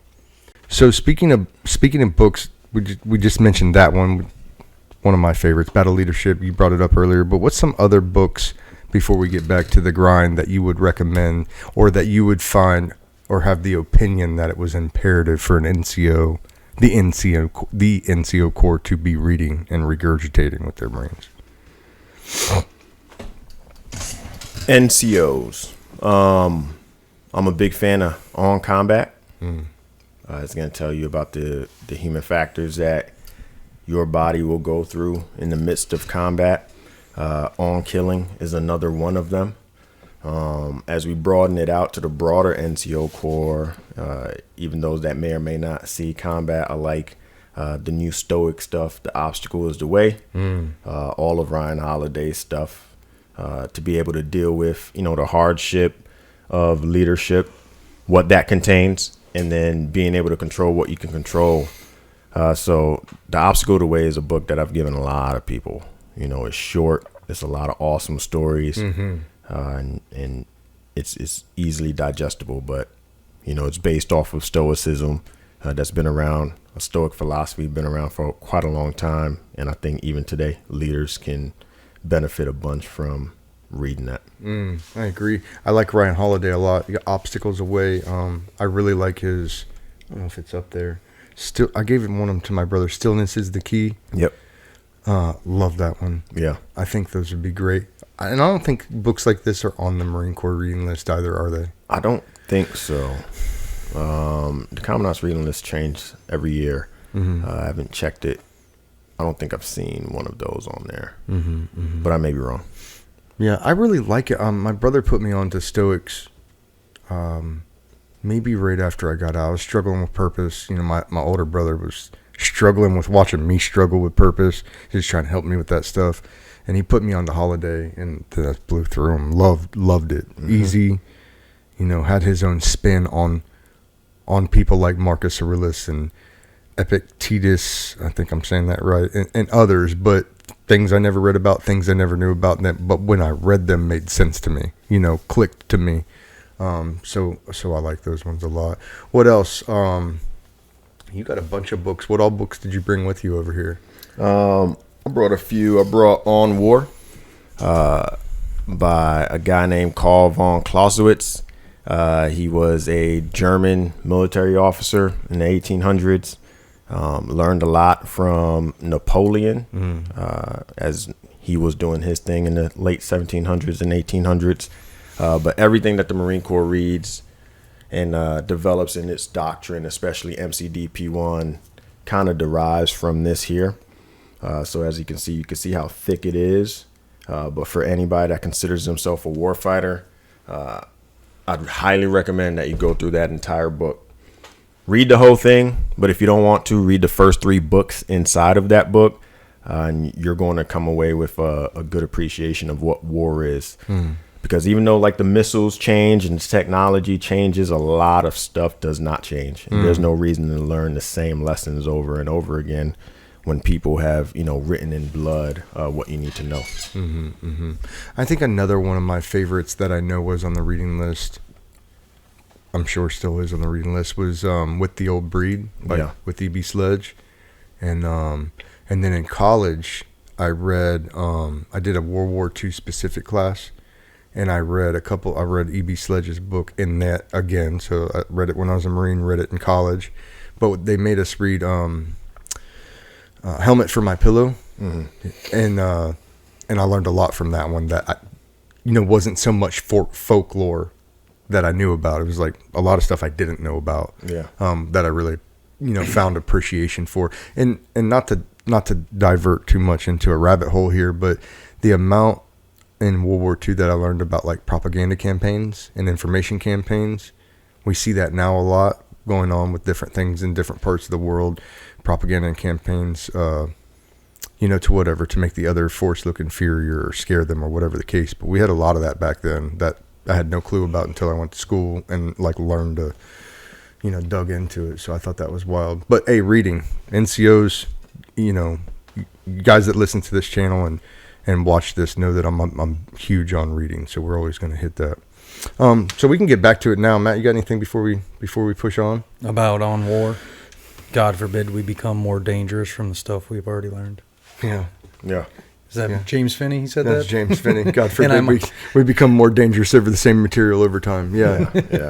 Yeah. Gunner James Finney now, right. 2nd Marine Division, as well as shout out James Finney and shout out Joey Batrico taking over at 2-2 as the gunner over there. So big things coming from people that we fought wars with growing up, being in the helm. The decision making, senior tactical advisors to the Marine Corps right now, and that gives me a warm and fuzzy. So let's jump back into you, into your leadership at 2nd. We haven't really went through the deployment, and I'll let you kind of brush over the SIG events from you. We've done it for both of us. We've done it for several guests, but I just want to kind of open it up to you after we get in country and it's time to do business. I mean, kind of take me through the emotions and let's say like the workflow, the op tempo. Of course, at the beginning was chaotic, but then kind of work us through that from your mind. Okay. I remember, there was a earthquake in Haiti, I think in January of 2010. And that was the last phone call I had with my parents. And, we were checking up on family out there. But I did tell them, like, you probably won't hear from me for quite a while. And then February came around. And if y'all remember, I think, 2 or 3 nights straight, we got on the helos and we never took off. So I don't know if that was some type of a deception plan or we just canceled it. But I remember 2 or 3 nights in a row, loading up all our gear, getting on the helos, and then somebody calling it off, and then going back to the hooch, hitting the rack, and doing that a couple of times. And then finally, like probably that third night, we took off, and I'm like, oh no, we're actually going to do this. And, that helo ride was, the most stressful and most peaceful thing ever, like at the same time. Talk on that. Well, I grew up watching We Were Soldiers. Hal Moore, like, even though I'm a Marine, he's like my favorite military officer ever, just from that movie and the book. And I remember he was like, last one on the bird, first one off. And like, to me, all I wanted to do was just make sure I was the first one off. Because I knew what the threat was going to be. People probably think that was probably stupid because we literally thought like there were nothing but IEDs where we were going to land. But felt like if we were going to set the tone, had to show the Marines that I was willing to risk myself just as much as I was about to let y'all know that you need to risk yourselves. So, 03 in the morning, whenever we landed, I was one of the first to freaking go knee deep in some mud. I'm like, what in the world is this? That was the last thing we were, thinking.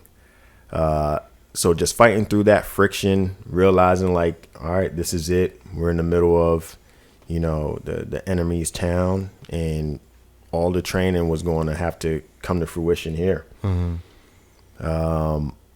We did that clear for the, next few days. You guys did phenomenal. Met our first contact with the enemy over and over and over again. But years later, when I think about it, you Marines did exactly what you all were taught, and you guys met violence with even more violence, and it was, precise. So that was the privilege of being able to lead you all. And then really just the rest of that deployment with regards to dealing with the ANA. We saw what happened on TV, with the ANA and the Afghan army and the Taliban last year or whatnot. But I do appreciate, many of those soldiers that we served with. You know, we got to go on patrol with a lot of them, and a lot of them were warriors. Oh, yeah. You know, so I think about them a lot, kind of where they've been, what they've done, what struggles they've been through. But I'm thankful that we had a good group, you know, a good group that was willing to go ahead and fight for what it is that they needed to fight for. Yeah, I think it was especially on the first Kandak. The first Kandak we had, the invasion Kandak, Woundy and those guys. That was a completely different situation than the Kandak that replaced them when they took leave, or, you know, whatever it was that they did. When we had those new guys come in, it was almost like for me, it felt like the thrown together crew. The real quick, less vetted, less trained crew. And I think that, if my memory serves correct, which it usually doesn't, but Woundy used to talk about fighting, like, what, with the 10th Mountain, was it? I mean, he talked about fighting all over the place. I think he had even fought the Russians at one point or something, because he was old. Yeah, he was way older like than in his 40s or 50s. And he would talk about fighting different people, and that first group was just really, they were really good. The second group wanted to do, you know, like opium bakeouts before we go on patrol, and, you know, they just wanted to call the choppers when we got contact. Yeah. So so talk about that dynamic a little bit, because we have a barrier in language, we have a barrier in Culture. The way things are done leadership wise, and can you speak to that a little bit with the Marines? Anywhere we go, it's kind of like that. So having to, you know, the 40 Marines in that platoon, I looked at you all like my brothers, little brothers, older brothers, whatever the case may be. And then having to partner up with a unit that we cannot necessarily communicate very well with, it took a lot of trust. You know, it took a lot of trust. And I would say for the ones that we landed with, the trust was there.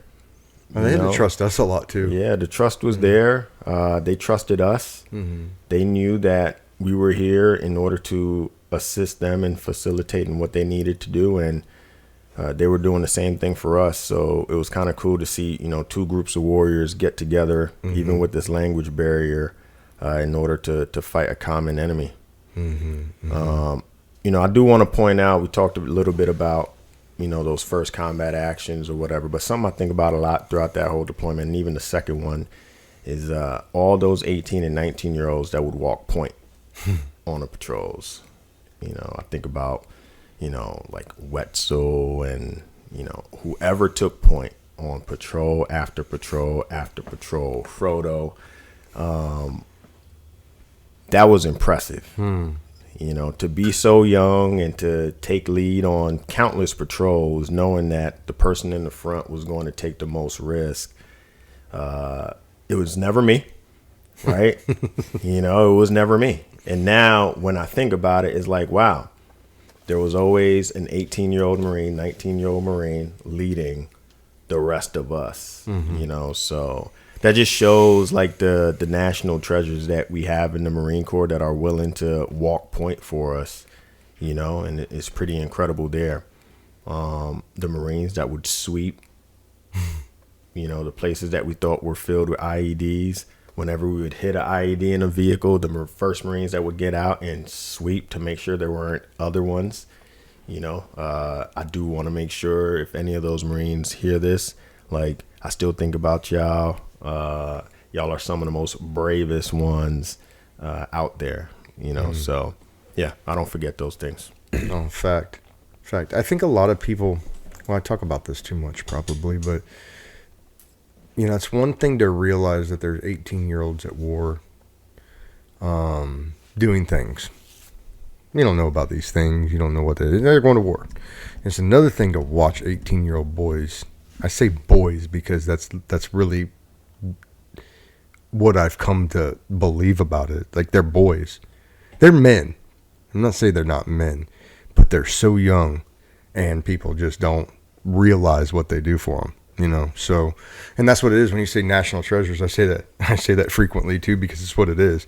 And we're one generation away from everything falling apart. If you don't have those guys walking point, this all, you know, doesn't happen anymore. So very important. What else significant events from the deployment stick out to you? Well, a lot, you know. Obviously, February 21st, 2010 will always stick out, you know, when we lost our first Marine, Matthias Hansen. You know, another national hero there. Just hearing over the radio what was going on. But then knowing that we had lost a Marine, or were on the verge of losing a Marine, the fighting spirit that the platoon continued showing despite that. You know, you would think, you know, you hear over the radio that one of your Marines have been killed, that's probably going to shut down the rest of the attack. But we went on for several hours after that, you know, and that makes me think of, you know, the Battle of Belleau Wood in 1918 during World War I, where, you know, Dan Daly, Gunnery Sergeant Dan Daly, Marines are getting shot in the middle of the field. Marines are dying. Marines are wounded. You know, and they didn't want to get up and move. They didn't want to move from cover. And what did he say? We remember? Get up, you sons of bitches. Do you want to live forever? And, you know, we say that and we read the books and we say that during the ball. Like, we say, hoorah, get up, you sons of bitches. Do you want to live forever? But, like, really realize, like, what was the situation? Like, what was going on that made him have to say that in the middle of the open field? One, they wouldn't move. Two, you either stay there and you're going to die, or you might as well die attacking the Germans and taking it over. Right there. No, it makes me think of Dave Brown when we recorded him, and they're in just a book up there, Battle Lines. It's absolutely unconscionable to me, because the firefights that I had and the times that I was pinned down, when I read his works and I listen to him talk, it was so much worse for him. Yeah.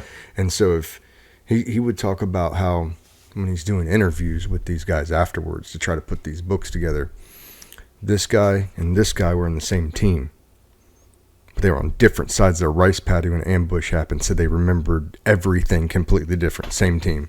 Didn't know if their team was live, dead. Every time they pop their head up, they're getting smoked by automatic machine gun fire. And it's like, yeah, like there's a paralysis that can come with that on the battlefield when you start watching your friends explode, you know. And then there's those guys, those special guys, you know, that say, get up, you sons of bitches, you know, because you knew they would die right there if they didn't move. And they had half a chance if they did, you know, so. And the thing behind that is they did.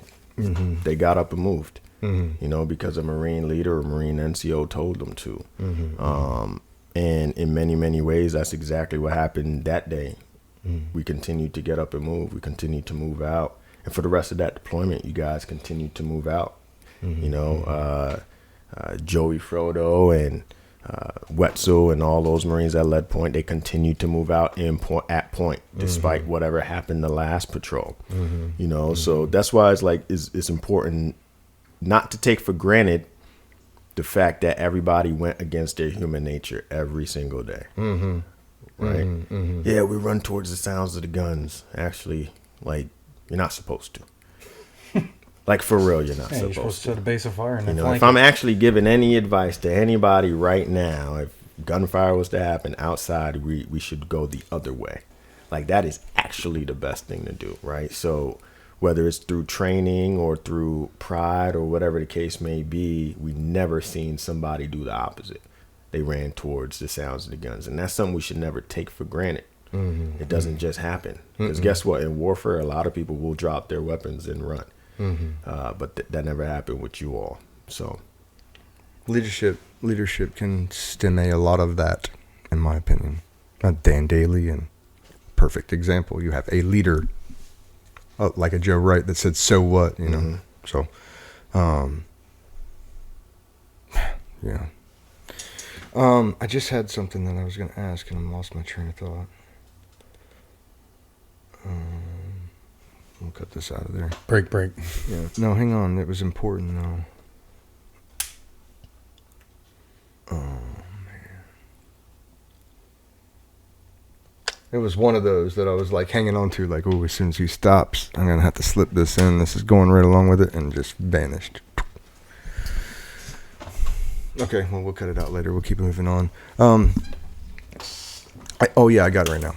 So one thing that falls in line with what you're saying about they keep going out is when you lose somebody, they keep going out. You know, like that's something that always got me. There was times I didn't want to go out, obviously, and I didn't tell people that. But, you know, like the 21st, you put somebody on a bird alive, you expect them to be alive. That's just kind of like what you think is a grunt. Get them on the bird, they're going to get to the next echelon of care. And if we put them on there alive, they got a great shot. You know, and when that goes south and you find out, whatever, hours later that didn't work out very well, and then you got to tell people, you know, their friends, their best friends, and then you got to go back out. And then tomorrow you got to go back out. And then the next day you got to go back out. And that is what is, it's beautiful. That's a love, and it's a beautiful commitment to, you know, each other, to fellow warfighters. You got to do it together, and you don't have a choice. Mm-hmm. You know, if you had a choice, maybe some people wouldn't have done it. Maybe some people would be like, no, I'm going to see him through, or, you know, if they had that choice. I don't know if anybody in second would have left. You know, the great thing about the Marine Corps and a lot of, you know, units like second, by ourselves, we wouldn't have went out there, you know, but the expectation was greater than the fear. The expectation of like, no, we're going back out, like not tomorrow, like tonight, in a few hours from now, from any tragedy that may occur, we're going back out like immediately. And I fully believe it's because when you look to your left and to your right, there were people you didn't want to, you know, let down. No, it's 100%. So that's why cohesion is so important. You know, you want to be able to ensure that you're willing to fight and die for something. And clearly, you know, the Marines and 2nd Platoon were willing to do that. And any great organization is willing to put it all on the line in order to accomplish what it is they need to accomplish. So you never want to take that for granted, because, again, like that's not something that's just automatic. It must be bred and then sustained. Yeah. Talk to me about, I know he wasn't in our platoon, but talk to me a little bit about Joey Harms. Yeah. Staff Sergeant Harms was a squad leader in 3rd Platoon, combat veteran. I believe he had, you know, went to Iraq before and did some good things. In many ways, I feel like he was one of the squad leaders in that entire company that was like a mentor to a lot of the other squad leaders. You know, I remember having conversations with him as a platoon commander, going over to him and just talking to him about his experiences, and you could just tell, like, okay, this Marine has got it going on. He's got it figured out. His Marines trusted him. His Marines loved him. His platoon commander trusted him a ton. And he was more than just a squad leader. He was a NCO in Kilo Company. You know, he had Kilo Company type of influence. Obviously, sadly, you know, he was struck with a terminal illness and died a few years back. Was able to go to the funeral and check all of that out, but to see the outpouring of love of people showing up, and during the time of him being sick, just the fighting spirit that he kept, surgery after surgery, fighting to stay alive, you know, is very, very inspirational. In many ways, that was more heroic and more brave than almost anything I've seen on any battlefield before. Because, you know, in many ways, he was in a bad way. But if you call him, you know, he's trying to like pep you up and try to find out what's going on with you, what positive is going on in your life. You know, so whenever you're blessed with somebody like a Joey Harms, you know, you kind of look at yourself and kind of think about, hey, what is it that I have to complain about? You know? Yeah, I learned he was a mentor to me. Like you said, he was the Kilo Company NCO to me. You know what I mean? Like, if I had a question, we talked tactics every single time we were together. Try to find a way to better kill the enemy faster. Yeah, Joey Harm, shout out there, wherever you're at, dude. Big influence on a lot of people. The most heroic thing Joey ever did was in his death.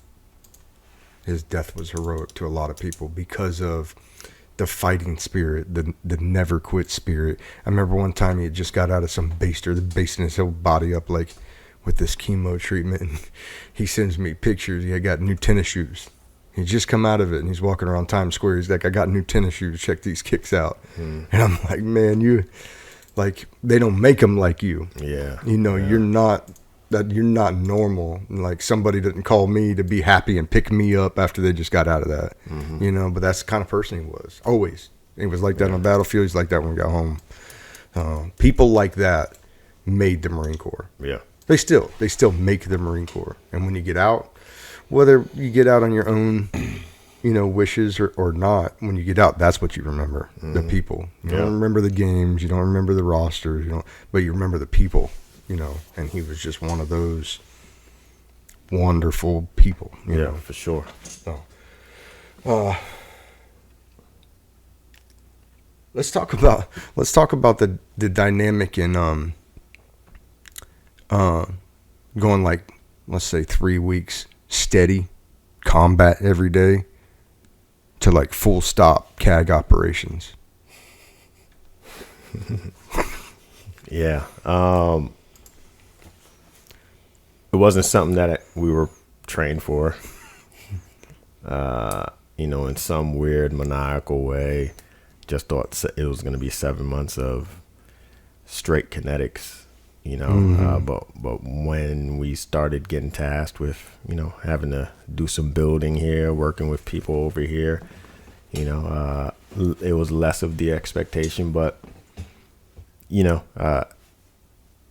that's also a part of warfare. Very important part. Yeah, not necessarily just going in and breaking everything. It's trying to, you know, clean up the collateral damage and get to some sort of an acceptable peace. Like, that's the purpose of war. The purpose of war is actually to get to an acceptable level of peace. You just so happen to be using violence at the time to get there. You know, so any student of war would know, like, you know, just going out, fighting, getting in firefights, killing, like, is not the purpose in and of itself. You know, so it's fully expected that there would come some point where we would have to work with, you know, civil affairs to get Marjah back up on its feet and wherever, you know, political leaders believes it needs to go.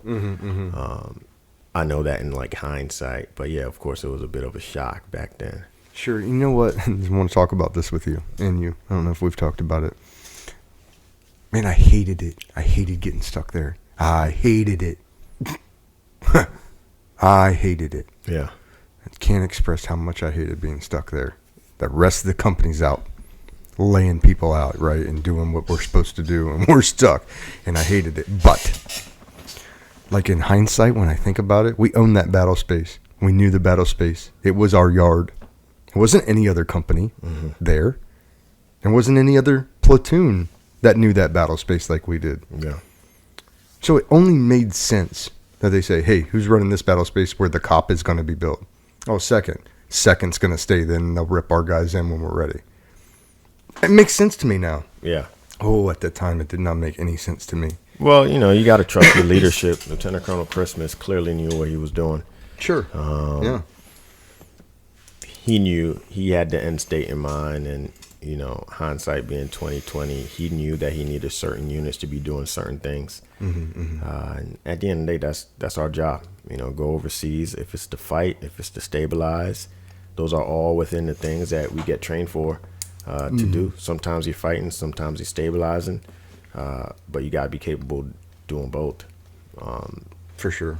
And for you guys that are hidden, there's going to come a time when you're downrange and you get full stop, or you get a CAG affairs team, your civil affairs team with you that's got to go pay somebody or have a shura, and you can get mad about it, you could buck it, but it's necessary.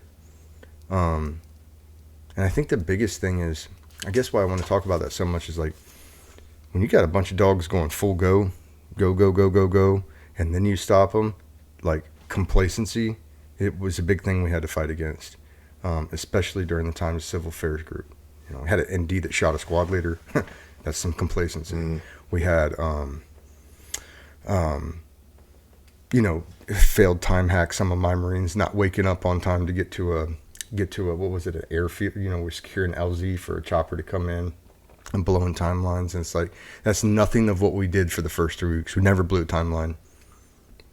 Everybody was where they were supposed to be, or people died. And I think that's part of it. Like, you know that, oh, now we're playing games, you know, and now we're here doing stupid shit. And that's the way you think about it. But it's just as deadly as the shit she was doing yesterday.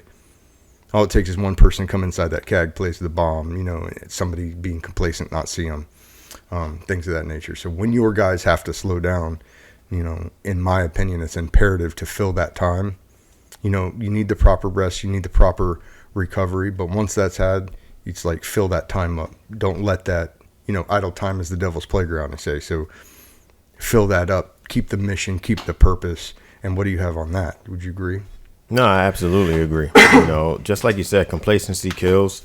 A lot of times you're on your best when it's most violent, when the threat to you is at its worst. But when you perceive that, you know, that threat is no longer there, again, that's just your perception.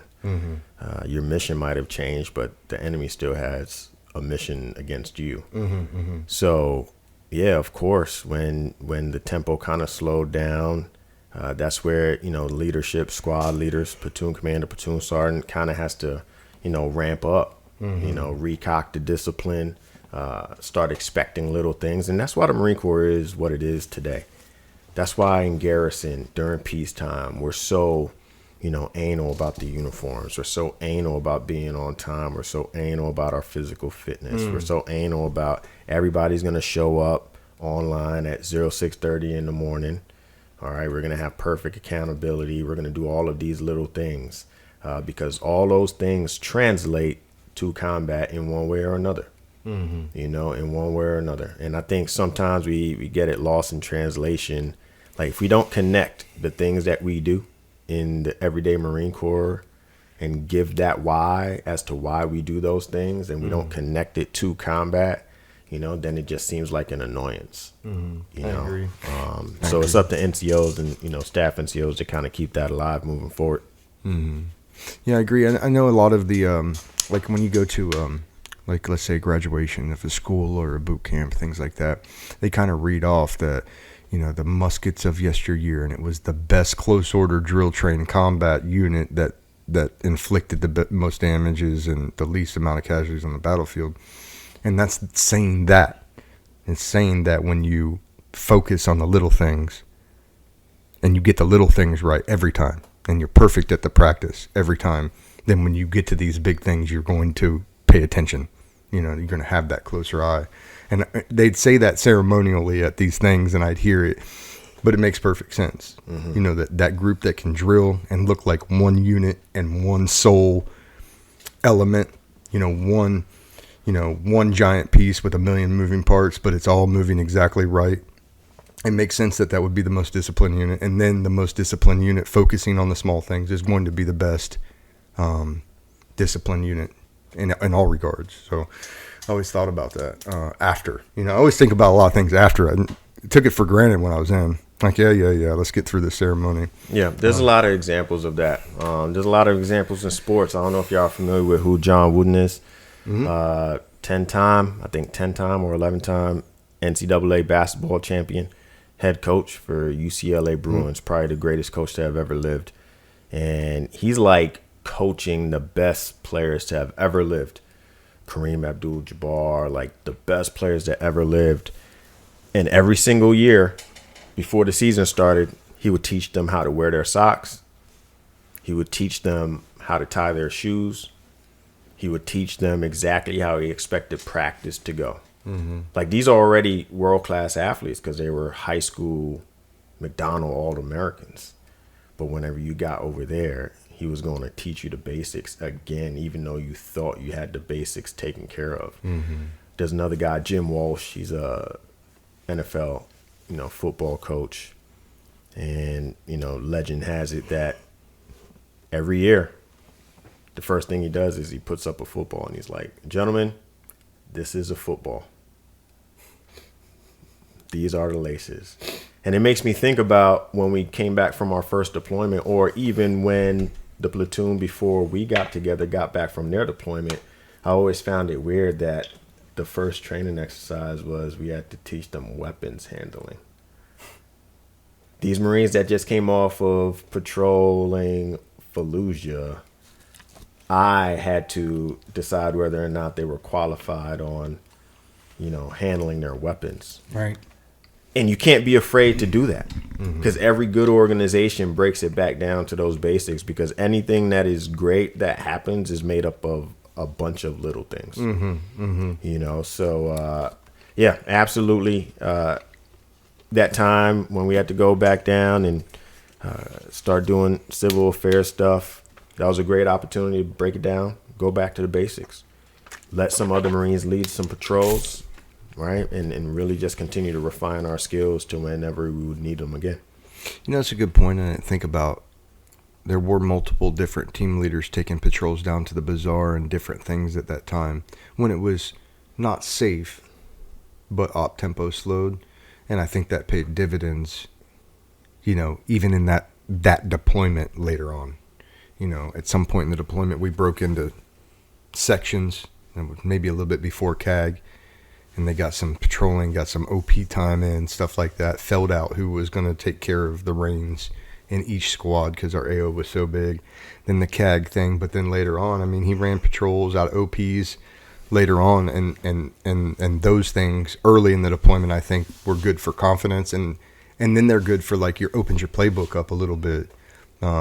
If you're thinking about, like, a team that's pressing down, once they get into the red zone, playbook closes up a little bit. They only have a couple of things. For us, when we had other personnel within the squads that now are experienced and now could run this on their own, then that opens playbook up when we have to have an attack, or multiple squads have to meet up and there has to be an engagement, things like that. So I think it's a great point. When things slow down, use that as the opportunity to pop that cherry on some of those junior leaders, and extend that responsibility, delegate that down, because it's going to pay off later, be a net positive for the whole unit. So yeah, that's huge. What did SIG events you take out of Riley? Riley was kind of crazy. We had an op tempo where it was like 10 days of patrol, 10 days of post, standing on the actual cop there, and then 10 days of patrol cycle, essentially, right? OPs, yeah, so you had OP, and then post, and patrol. Yep. Yeah. What do you got for there? And I guess that for you is a little bit different, because now it's more of like watch officer, tracking squads. So kind of talk on that piece a little bit as a young platoon commander. Yeah. So getting back with the company, at that point, for most of the deployment, was able to fight the platoon because it was just us and just, do everything with you all. But once we got back as a company, us lieutenants, we had to circle up. And, we got tasked with being watch officers. So I think there were like 8-hour shifts. So it was like the first time where, my Marines can go out on patrol and I'm not allowed to really go with them. Yeah, how's that? It's weird.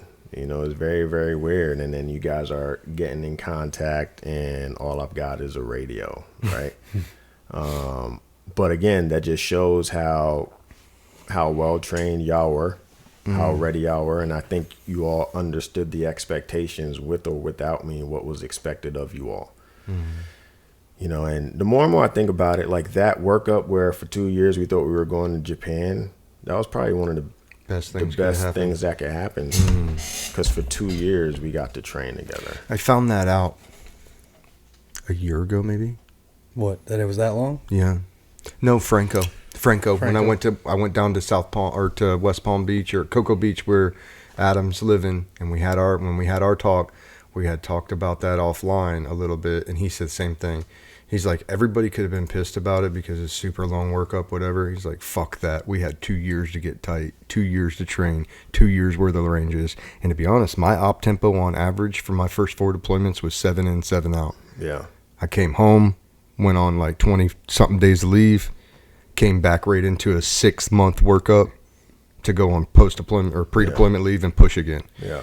And so to get 2 years with the same teams virtually, I mean, there's some moving that happens in that, not while I was here, but there was some moving around of personnel, some ins and outs.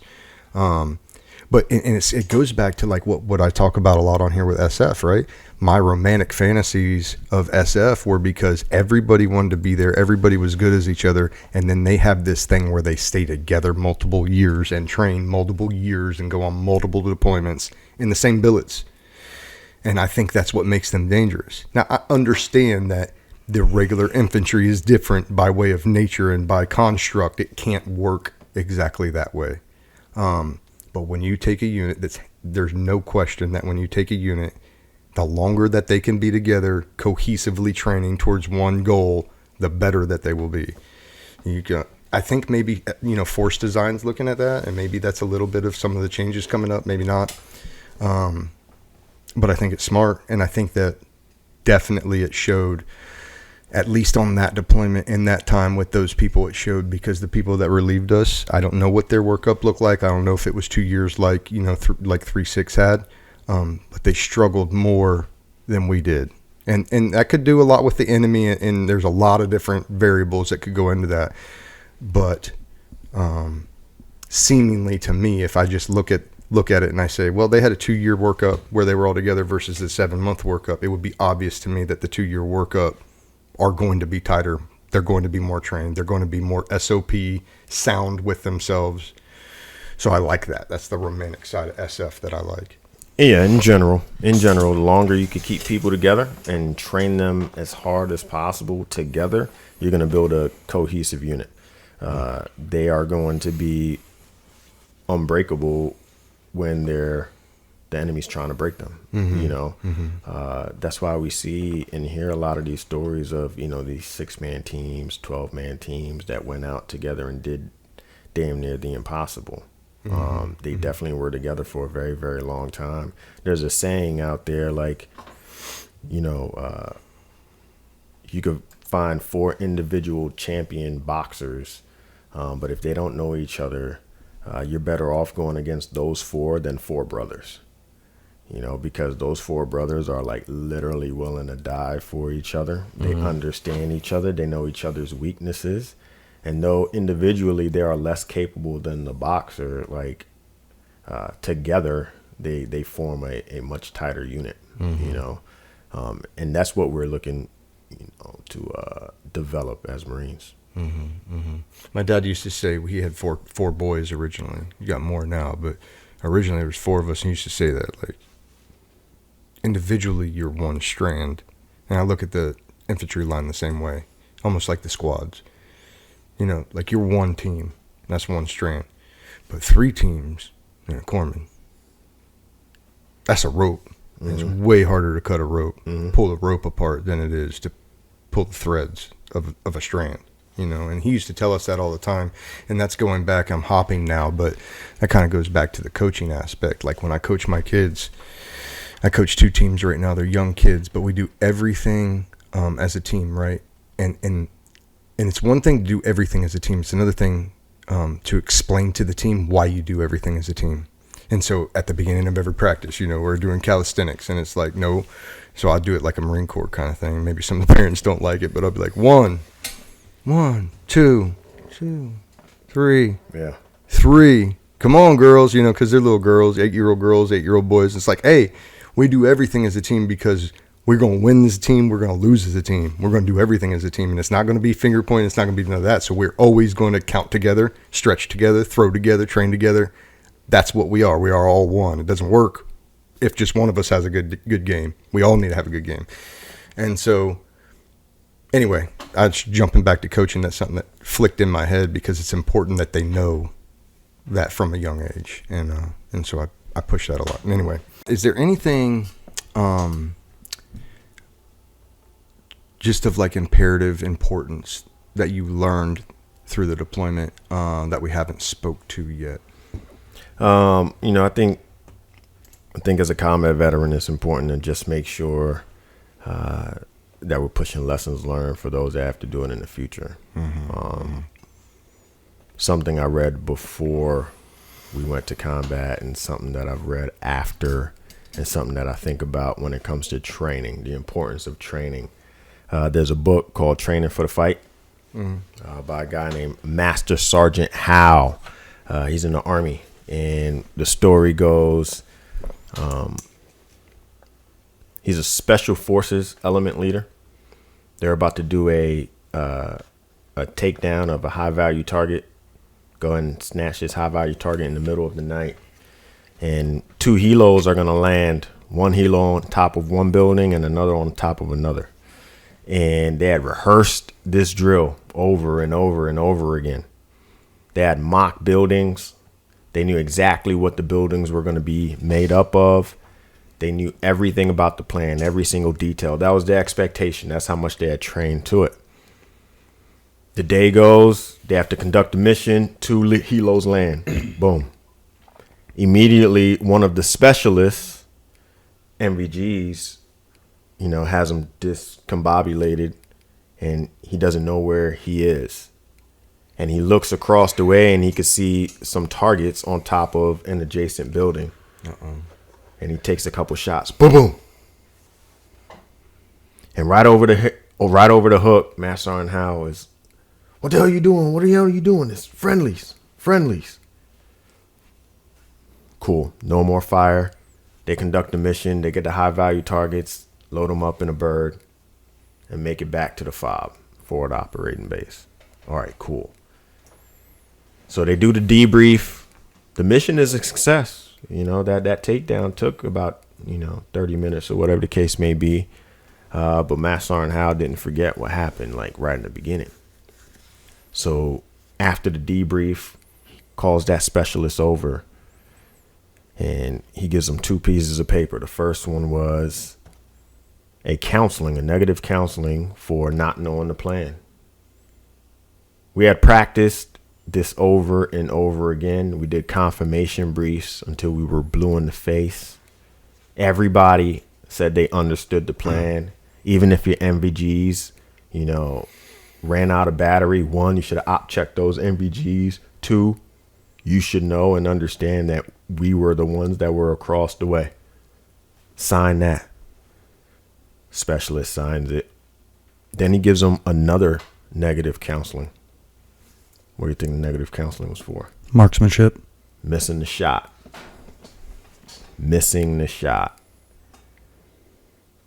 And that's like the level of expectation that Master Sergeant Howe had for his soldiers, for his operators, and that is the level of training and the level of purpose that we have to take towards everything that we do. It's not a game what we train for. The final score is actually final. You don't necessarily get to recock that thing. The final score is the final score, and whoever doesn't make it, to the next game, it's forever.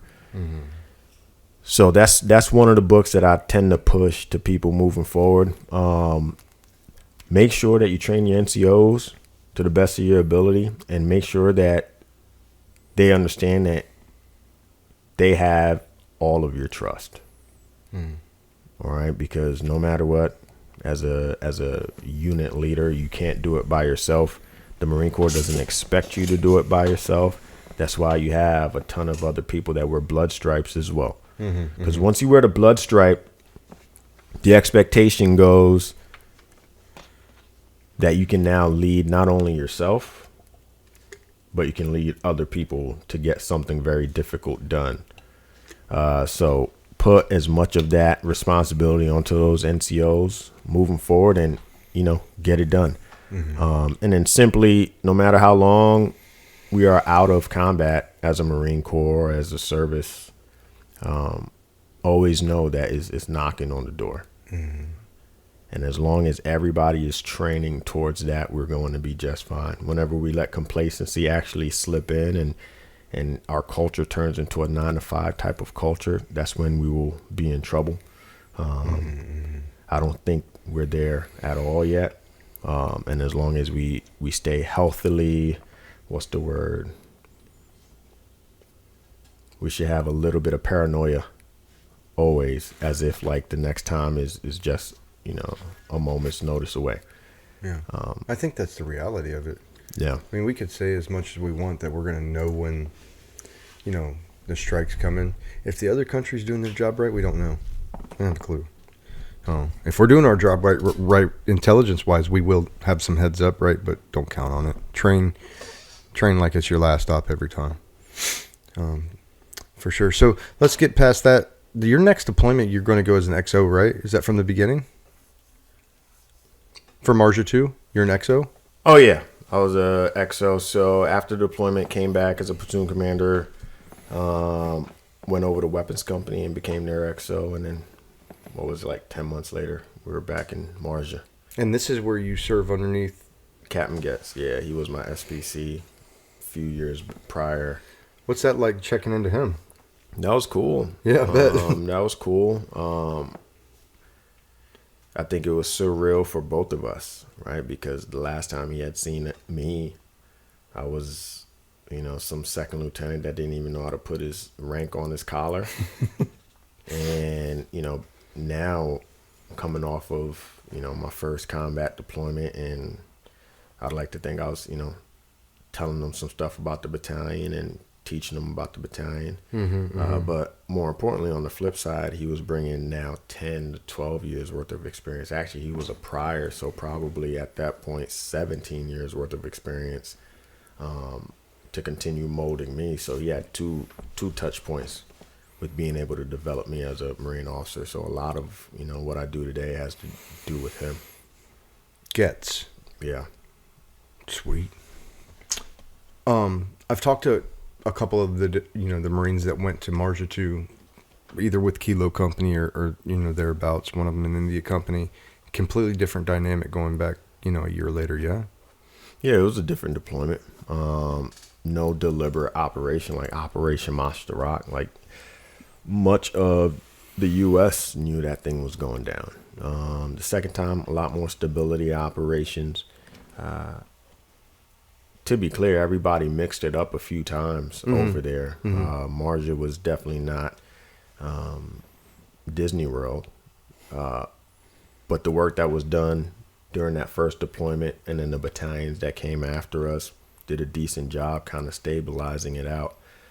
So the mission kind of shifted. Just as dangerous. We encountered a lot more IEDs at that point. The firefights kind of tamped down, but the IED threat was still there. But again, we were trying to turn that bad boy over to the ANA, the ANCOP, all of those forces. So our mission just kind of adjusted. How was the ANA on the second one and the ANCOP? Were they better? Same? Yeah. At our tactical level, they were great team players, wanted to fight, never had any real pushback on going on patrols, doing operations. So yeah, we were lucky our two deployments to get very, very willing and strong fellow warriors to do things on the battlefield. Yeah. Now, did y'all have opposites for Weapons Company as well? ANA? Yes. Okay. Yeah. Cool. Was it the same construct company-wise and operationally? We're still running patrols out. We're still, I assume most of that was the same, but did you operate in any of the same places? Actually, I was in Sistani. Oh, okay. Yeah, so Weapons Company was in control of all of Sistani Peninsula. So it was nothing but squad OPs. And we spent, the whole deployment making sure those squad OPs had what they needed. And major lines of communication or major roads ran from Sistani into Marjah proper. So our big job was making sure that those roads were clear of IEDs, and kind of like what we did on that first deployment with the pickets and all that good stuff. Yeah, so a lot of that, and then a lot of denying the Taliban the ability to influence, the populace in Sistani. So it was cool to see something different, and support the Marjah piece just from a different vantage point. Yeah. Now, did you have any second Marines? You went to weapons company, so I assume nobody came over there with you. No. Yeah. Okay. Check. And what's the going from being a platoon commander that's going out there and mixing it up, kind of like on the daily, to being somebody that's primarily, or maybe you weren't, but what's the XO operations, like the differences between PC and XO? Yeah, platoon commander, your job is to fight the platoon. You got 3 squad leaders, and you're looking for the next enemy position, and you're pushing towards it. As a XO, your job is to pretty much be like the operations officer of the company and run the logistics of the company so that company commander can fight those platoons. Weapons company usually has, your senior lieutenants, your senior staff NCOs, so those platoons are a little bit more experienced. Our 81s, yep, they had their 81s, but they were pretty much a heavier, more experienced rifle platoon, because a lot of what we did was patrolling. Same thing with CAT. They used their vehicles a little bit more, but they had to be ready to get on foot as well, because that was just the AO that we were operating in. Yeah. And my job was to coordinate the patrols, coordinate the logistics, make sure that all of the OPs had what they need, the resources, dealing with the money, dealing with the populace. It's just seeing that vantage point besides, the 3 patrols a day. And that makes your view a whole lot bigger. Huh? Yeah, for sure. Yeah. Something I wish I would have done better about when I was, when I was there, is being able to suck up out of my view and get a bigger, zoom my scope out or zoom my lens out. That was so hard for me. And then looking back on it, it's like understanding my AO. I could have understood the AO better if I'd have zoomed out. Just one level, let alone a couple of levels. And I think some of the best leaders are able to do that in real time. They're able to hit pause, kind of zoom out, see it, and then come back in. Can you speak on that at all? Well, yeah. One of my good buddies told me, this was after the deployments, but it stuck with me. He says, your mental location should never be the same place as your physical location. So like you may literally be, sitting somewhere in Marjah, Afghanistan, or whatever the case may be, but you should be thinking, 2 steps ahead or 2 levels up, or reflecting on 2 steps back, and what that means is always trying to think about how your actions today are going to have second and third order effects moving forward. Sometimes we just think, hey, what's the next thing you need me to do? What's the next patrol? What's the next, river we're getting across? What's the next bridge we're going to sweep? But all that are just, a series of actions that are supposed to lead to something bigger and something greater. Now, do you have, I don't know if I remember this right, but I feel like our XO Callistra, Lieutenant Callistra then, I'm sure it's not that now, but he had like fires boards developed in our COC, in our talk at Riley. And that was the first time I'd seen that. I've been on other combat deployments. I'd never seen that. Did you replicate that? We did some very similar things. We had an Arrow or a FAC, Ogre, brought in quite a few F-18s to do some good work. But yes, fires was something else we would integrate because we had platoons out doing patrols. So before you could go out on your patrol, you had to make sure that, you had your pre-planned fires and all of that good stuff. Making sure the checkpoints tied into those fires, make sure we had air on station before they went on patrol and or air that could come in, support if they got into an issue. So, yeah, all of those lessons learned from the first deployment, for sure, we brought it up to to the second. That was one of the greatest things I ever seen when I walked into the Riley COC, and I look up and it's our GRGs, that we would carry, but the entire AO, all on one wall, all with the fires, pre-registered targets, areas of interest, intersections, and houses we'd taken fire from before, and it really was able to. Every time you went into the COC, you were able to gauge what was going on via that, that battle rhythm or that tracker. And I'm sure other units I was in had something of that nature. Maybe I was too junior and it was out of my purview and I wasn't able to see it, whatever. But I know that in Marjah, it got to a point where me and him could get ready to prep a patrol. I bring him and I bring Wetzel. And while Wetzel's getting routes and making checkpoints, he's getting registered targets on close to those checkpoints and support systems and checking with, our FAC at the time to see what's going on, what do we have, and just became a system. And it was a good system. And so I want to see if that continued to carry on. If you guys aren't doing that, you should be doing that, something like it. I know you are. What's next? After you leave 3-6, like what you come home from that deployment, what's after that for you? So after that, and more admin came out, told me that I was going to go to school with the Army for 6 months. And went to Fort Benning in 2012 after the second deployment. Spent 6 months there at the Maneuver Captain's Career Course. Got to hang out with a good, strong group of Army officers, mostly infantry officers, a ton of Rangers. Got a big respect from them or out of them.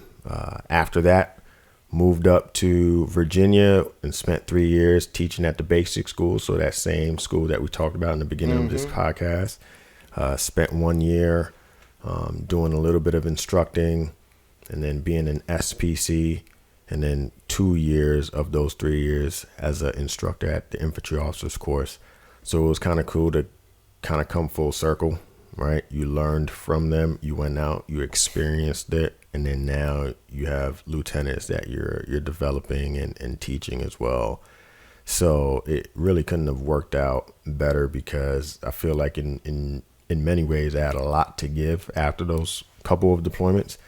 And I'm not sure if any other place would have allowed me to give what I needed to give in the manner in which, I needed to give it. So very much a developmental point in my life, professional life. During that tour, had 2 kids, went out to Camp Pendleton, finally got my Camp Pendleton orders. That's like after 9 years, the Marine Corps thought I was finally cool enough to go out to Camp Pendleton. Was a company commander out there, did a deployment to Japan on a MEU, and then became an operations officer of a battalion, and went out to Australia for 6 months, and then got selected for recruiting duty, and that's what I did prior to this, and spent 3 years recruiting in Orange County, California. How was that? Yeah, recruiting duty for sure in CONUS, is the hardest duty that the Marine Corps has to offer. I will debate any Marine with regards to, that statement, but it's hard. And, when I think about it, combat is on and off, 30 seconds off, 1 day off, or 30 seconds on, 1 day off, or maybe 3 hours on, 4 days off in many ways, right? Like the intensity of it. And by no means recruiting is never that intense, but it's 3 years on, and it's 36 months, so it's kind of like, it's like 36 patrols that you will see contact. You don't know when, and every single month, you are kicking and scratching to bring in your certain number into the Marine Corps. And I have so much respect for the Marines out on recruiting duty, because in many ways I've come to realize 2 places in the Marine Corps where Marines actually have to prove themselves every single day, like actually prove something objective. And that's on recruiting duty and in combat, and In a lot of other places, you show up. If you show up in the right uniform, if you're a good person, if you're not disrespectful, if you're within height and weight standards, you know, and if you do generally, you know, the right thing, you'll be a B+ Marine, you know, and you could continue to kind of, you know, make it. And it's not a knock, right? No. It just is what it is. I'm not saying you're going to be Sergeant Major of the Marine Corps, but you're going to get by for a while. But in combat, you could be the battalion high rifle shooter. You could be a 300 PFT or 300 CFT. You could be a MCMAT ninja to the 12th degree, and somebody with some dusty sandals will shoot you in the face. And nobody will care. The same thing on recruiting duty. You could be the honor graduate at recruiting school. You could be the most charismatic person in the world. You can know everything about Marine Corps history. You could look great in uniform. But a 17-year-old can still tell you to go screw yourself. And or that 18-year-old's mother can tell you to go screw yourself. You know, and Marines on recruiting duty, you have to deal with that day after day after day after day. So, yeah, a lot of respect. Does that work on your spirits? Like, because clearly you're taking like little micro failures way more than you're getting little successes. Oh, yeah, for sure. And so is that like, is that why it's so grueling? Yeah, that is why it's so grueling, because a lot of times, you know, a lot of Marines will check in to recruiting duty never having failed up until that point. Ever. A lot of the Marines chosen for recruiting duty are some of the best Marines we have, you know. But recruiting duty and combat are competitive environments. Like, other people are trying to stop you from doing what you want to do. So if you're a helicopter mechanic, the helicopter's not trying to stop you from fixing it. You know, that helicopter broke. There's a manual and a master sergeant that's going to help you fix it. That helicopter's not going to run away from you. It's not going to like not pick up your phone call, and it's also not going to try to shoot you in the face. You know, as long as you follow the manual and ask the staff sergeant or the master sergeant and or follow the TM, like, you'll be able to fix it. I don't care if you read every sales book in the world, you still might not be able to close on that 17-year-old. And that is just something not everybody is built for, you know. But for those that make it out of recruiting duty, like, you start realizing, you know, failure is just one step towards success. The best Marines out there, and most of them get here, these Marines will start understanding that rejection is just a part of the process, you know, and then they'll easily start finding 2, 3, 4 people to join the Marine Corps a month, like phenomenal individuals. But behind those 2, 3, or 4 people they find to join that month, you know, it had to be at least 500 rejections that month. And I'm not even like over exaggerating, 500 rejections. And then even those 2, 3, or 4 people that they found probably told them no for the last 6 months. You know, so yeah, those recruiters, they're pretty much on the front lines making sure our Marine Corps stays alive. Now, what happens if a recruiter doesn't make mission? Doesn't make mission? Yeah. They get retrained, you know, and get back after it. Not everybody's It's not disciplinary though.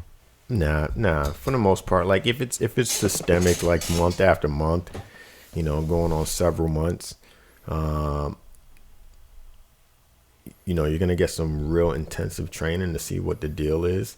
But if you're doing your best and you're trying to stick around, Marines are going to be able to break through, you know, those tough spots, and they'll start finding people. Usually, and this only happens a few times, but like, it's usually if Marine decides he or she wants to quit on themselves, because they don't want to be on the duty, you know. But that is few and far between. A lot of the horror stories that you hear are just that kind of like, you know, those horror stories that kind of make it. You'll see a ton of these Marines out here with the recruiting ribbon, and they're some of the best Marines out there. And when they look back on it, right, they'll tell you like, yeah, it was some of the best times, and it developed them the most, you know. Just like, you know, your deployments probably you know, a lot of it you may not want to repeat right then and now, but you wouldn't give up that experience for nothing. No, definitely not. And I would say, like, this is a little bit different. This kind of speaks to your less recruiting and more of your time at, like, being an instructor or even at the TBS and different schools you were at. Because I left too, and I went to basically did the enlisted side of that. I went back to SOI to teach infantry Marines coming in, but I learned so much more about my job when I taught my job. Oh yeah, you see what I'm saying? Like, dove into the pubs, first time ever diving into a pub. You know, understanding master lesson files and what the purpose was behind this training and that training and why we teach it this way, vice another way. And then some of it just became like, I didn't want to get sniped. So and these 18-year-old kids are smart coming in there. So it's like, you have to know more. Otherwise you can be in front of 300 Marines and get sniped as the instructor and lose all your credibility. So there's that piece to it. Oh yeah. But I definitely learned the most when I was teaching it. Anyway, I meant to say that earlier before we got on to recruiting. What was the hardest, and let's not say the hardest, but is it always, for a recruiting station, does every recruiting station have the same mission? Or is it like population driven? Is there different dynamics to how they say how many your station brings in versus somebody else's, or is it always the same for every station? No, it generally has to do with your population. Okay. So there's 48 recruiting stations, and you know, every single recruiting station has a different population within them. So like Orange County, California is going to have a lot more people than, say, a recruiting station in the Midwest. So the recruiting station in the Midwest, their AO is probably going to be larger, to where, you know, people are traveling hours and hours just to get from, you know, one high school to another, because they have to have more population to try to do their job. But no, some stations are required to recruit more. Doesn't necessarily make it harder. It's more tied to what we believe the population is at the time. So you probably had a bigger mission than most people. Yeah, Orange County has, you know, a larger mission comparatively. Yeah. I know I talked to you, you know, back when you were doing it, and it was a big learning curve for you, right? Coming in there. Can you speak on that a little bit? Yeah. Recruiting duty was one of the first times. No, it was the first time where, you know, I'm in charge of something that I know nothing about. You know, as a platoon commander, even though I was not that experienced, I knew my infantry.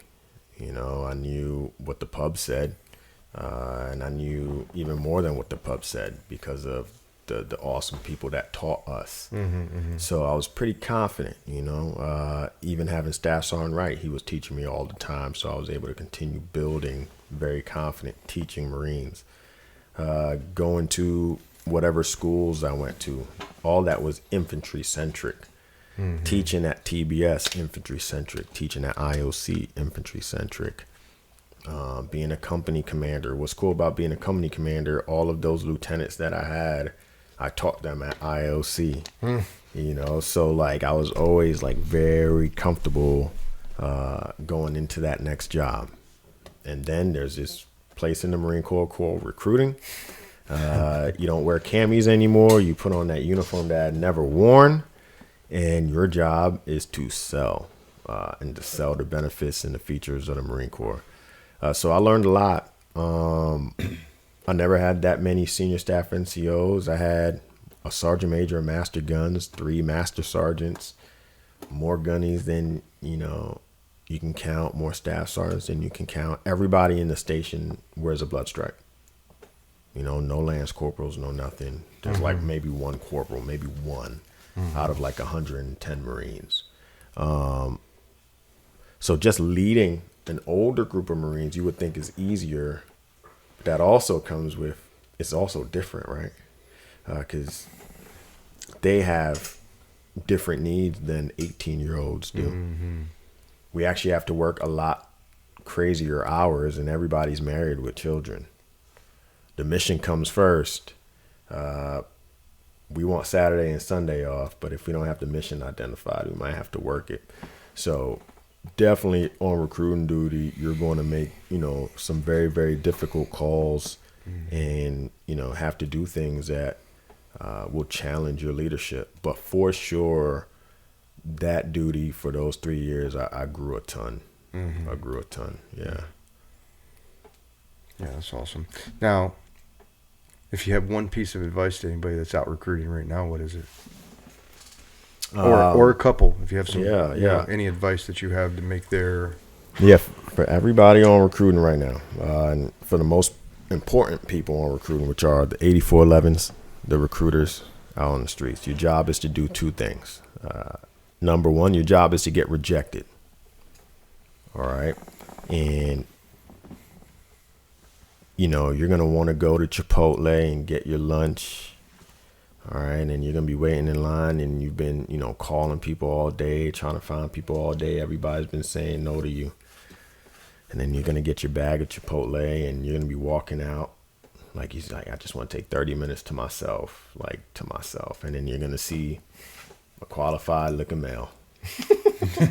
You're going to see the qualified looking male, and you're going to think of two things, right? Like either to start a conversation or act like you didn't see him so you could sit down and eat. So your job is to get rejected. We need you to tap that person on the shoulder, to shake that person's hand and do what you know that you're capable of doing. Because the more rejections you get, the what? The more likely it is you're going to succeed. The more yeses you get, period. The more rejections you get, the more yeses you get. It's an equation, and sometimes Marines will be like, sir, how many no's do I need to get? Another one. Yes. It's like one more. Another one. One more no. And eventually that yes comes. Yes comes. What's that like? Like your first one? Oh, man. Because it's I've never done it. No, yeah, it's got to feeling. Be something. Right? Yeah, it's the best feeling ever. It's the best feeling to see Marines, really teach somebody about our Marine Corps. And the way it works is you meet somebody on the street, and the first thing you really want to do is make sure that they're qualified, screen them out, but you want to get them back into the office. So you're like, hey, what are you doing tomorrow at 3:00? And then they might say, all right, yes, I'll meet you there. So like that's the first yes. Most people are like, nah. But that's the first yes. Oh, all right, well, guess what? 50% of them are not going to show up the next day. And then the you few gotta eat that it. Do, yeah, it's like, because that's another no. That's another. That actually is another no. They just didn't want to tell you no yesterday to your face. But ultimately, eventually, you get somebody that says yes to the appointment. They show up for the appointment. They're fully qualified, and then you give them a 2-hour brief. And I don't know if you remember the tags, but you have like a 2 or 3 hour conversation with them, and you teach them about the Marine Corps, the tangible and intangible benefits, and what the Marine Corps can provide for them. And, at the end, you ask them, do you want to be a United States Marine? And, every once in a while you get that, hell yeah, I do. And that's it. That's what it's worth. That's what it's for. Some recruiters get 1 of those a month. Some recruiters get 7 of those a month. But every single one of them are special for sure. Yeah, I would imagine. I would imagine that's a cool thing. I think it was a different time when you recruited than when I was coming in or when you were coming in. I think recruiting, making mission might have been a little bit easier there, at least for a little while after 9/11, a couple of years. Did you have any of those recruits that just came in and was like, I'm trying to go to war. I want to be infantry. I'm going to make this easy on you. Did you have that ever? Oh, of course. Yeah. Yeah. Again, our nation is filled with just phenomenal people, and I don't want to make it seem like we were just surrounded by a bunch of people that didn't want to serve. No, people have other plans and other goals, and we have to sift through that to find the ones that want to serve, or sift through that to educate the ones that didn't know they wanted to serve. Come to realize, oh yeah, I actually do want to. Now, is there a roster of or not a roster? Let's say earlier we were talking about very specific. Who is your very specific person, right? that you look for. Is it like an archetype thing? Where you're looking for the protector archetype? Because some of these kids don't want to just come in and some of them don't know, right? And then, like in our experiences with Marines that come in, a lot of them went to college and found out, I should have just did this from the beginning. I'm going straight from dropping out of college to the recruiting station. That's like always what we hear. You have a lot of that first year college student interest. Yeah, we'll get those. But to be clear, not everybody's even qualified to join the Marine Corps. I think that's a big thing that's misunderstood. It's like, yeah, if college doesn't work out, or if I can't find a job in a couple years, I'll just join the Marine Corps. People aren't qualified to join the Marine Corps. And being on recruiting duty, it made me realize, like, in the Marine Corps, we have some exceptional people in it. And sometimes you don't realize how exceptional they are because we're in it. I think about, like, and everybody's exceptional. Yeah, the New York Giants, do they look at each other like we're the best players in the world? No, like there's a worse player on the team that they're like, oh my gosh, we need to trade him. That's how we kind of look at ourselves sometimes, right? Like we're not that good. Sometimes we think that, no, we are actually that good in many, many ways. There are a lot of people that said yes to join the Marine Corps, and then we would realize, oh, they aren't qualified because they would go to MEPS and they aren't physically qualified, or they would take the ASVAB and they can't pass the ASVAB, So, yeah, there's definitely certain qualifications, easy to Google up,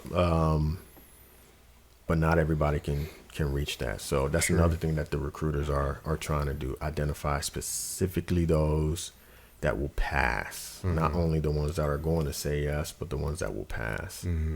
Now, did you put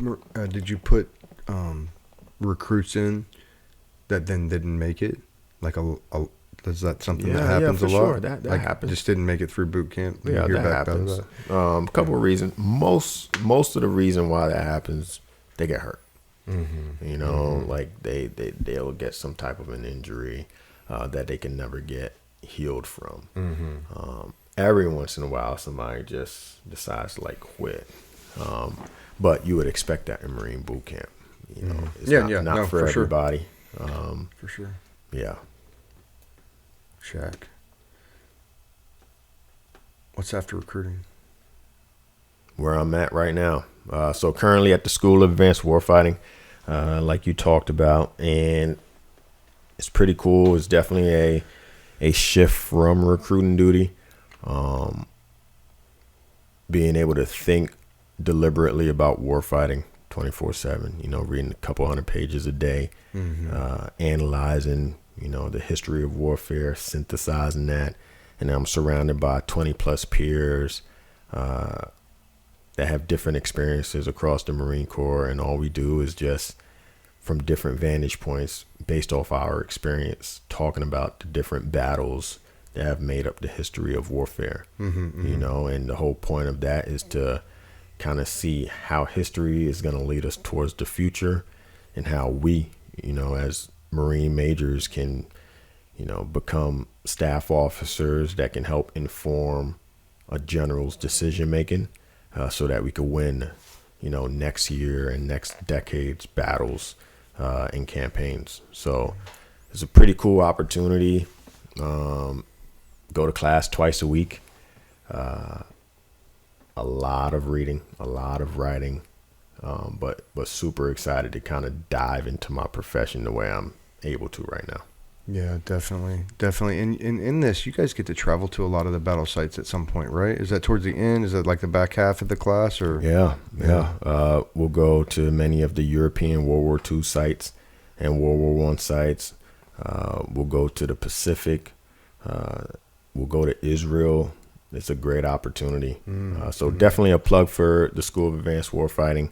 Apply, because it's a once in a lifetime experience on the personal and professional front. So yeah, big things.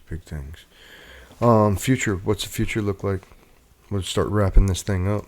Future, continuing to give, Marines everything I've got while I get to wear the uniform. It's a privilege to wear a uniform, and every single day that you get to put it on, is one day closer to when you need to take it off. You know, and once you take it off, very rare exception, like you're not going to put that bad boy back on. Yeah, fact. So for all the gripes and complaints we may have about the service every once in a while, everybody's going to be in their rocking chair at one point wishing they could kind of be in a part of a rifle squad again, or a platoon again, or whatever again, or a recruiting station again, because, you know, that pressure, that stress, that builds companionship, you know, and that builds camaraderie. And that's the same reason why after over a decade, we're here today, you know, and we have, you know, Marines sitting over on the couch. He's been watching us for like 3 hours. Why? Because that's just how we are, and why we can call up countless numbers of Marines tonight and they're going to answer, you know, and why you can have a reunion during the decade anniversary and they're going to answer. So that's what I would leave people with. Enjoy what you have. The grass isn't always greener. And if the grass isn't green where you're sitting, then water it. Then water it, you know. Yeah, that's pretty much what I'd probably leave y'all with. Matt? Thanks for coming on, sir. I'm sure we're going to have you back on. And it was an honor to serve with you. Yeah, you too, brother. Man, I can't thank you enough. I'm trying to set it up for a while now. You're somebody that's helped me work through this, you know, into my career. You helped me work through that. You've helped me work through school. You've helped me work through personal problems. I'm forever at your service and indebted for what you've given me, you know, as a person. So appreciate you coming on, appreciate the knowledge, and I hope that hope you guys like what you hear. And like I said at the beginning, share this out, get this word out there. It's good information. And we'll see you next time. Thank you. Louisiana Gun Shop, your firearm headquarters, specializing in concealed carry guns, ammo, and training. You can get your Louisiana permit with us. Also a large selection of AR-15s, or if you are that build-it-yourself type of guy or gal, we have all the parts to build and customize your own AR-15. Glock, SIG, Taurus, Ruger. We have all the brands, both in the store or at LouisianaGunshop.com. Not too far. You're marking the building. Hit him. Yeah, that's good. That's a good shot. That's money. Yeah. Money.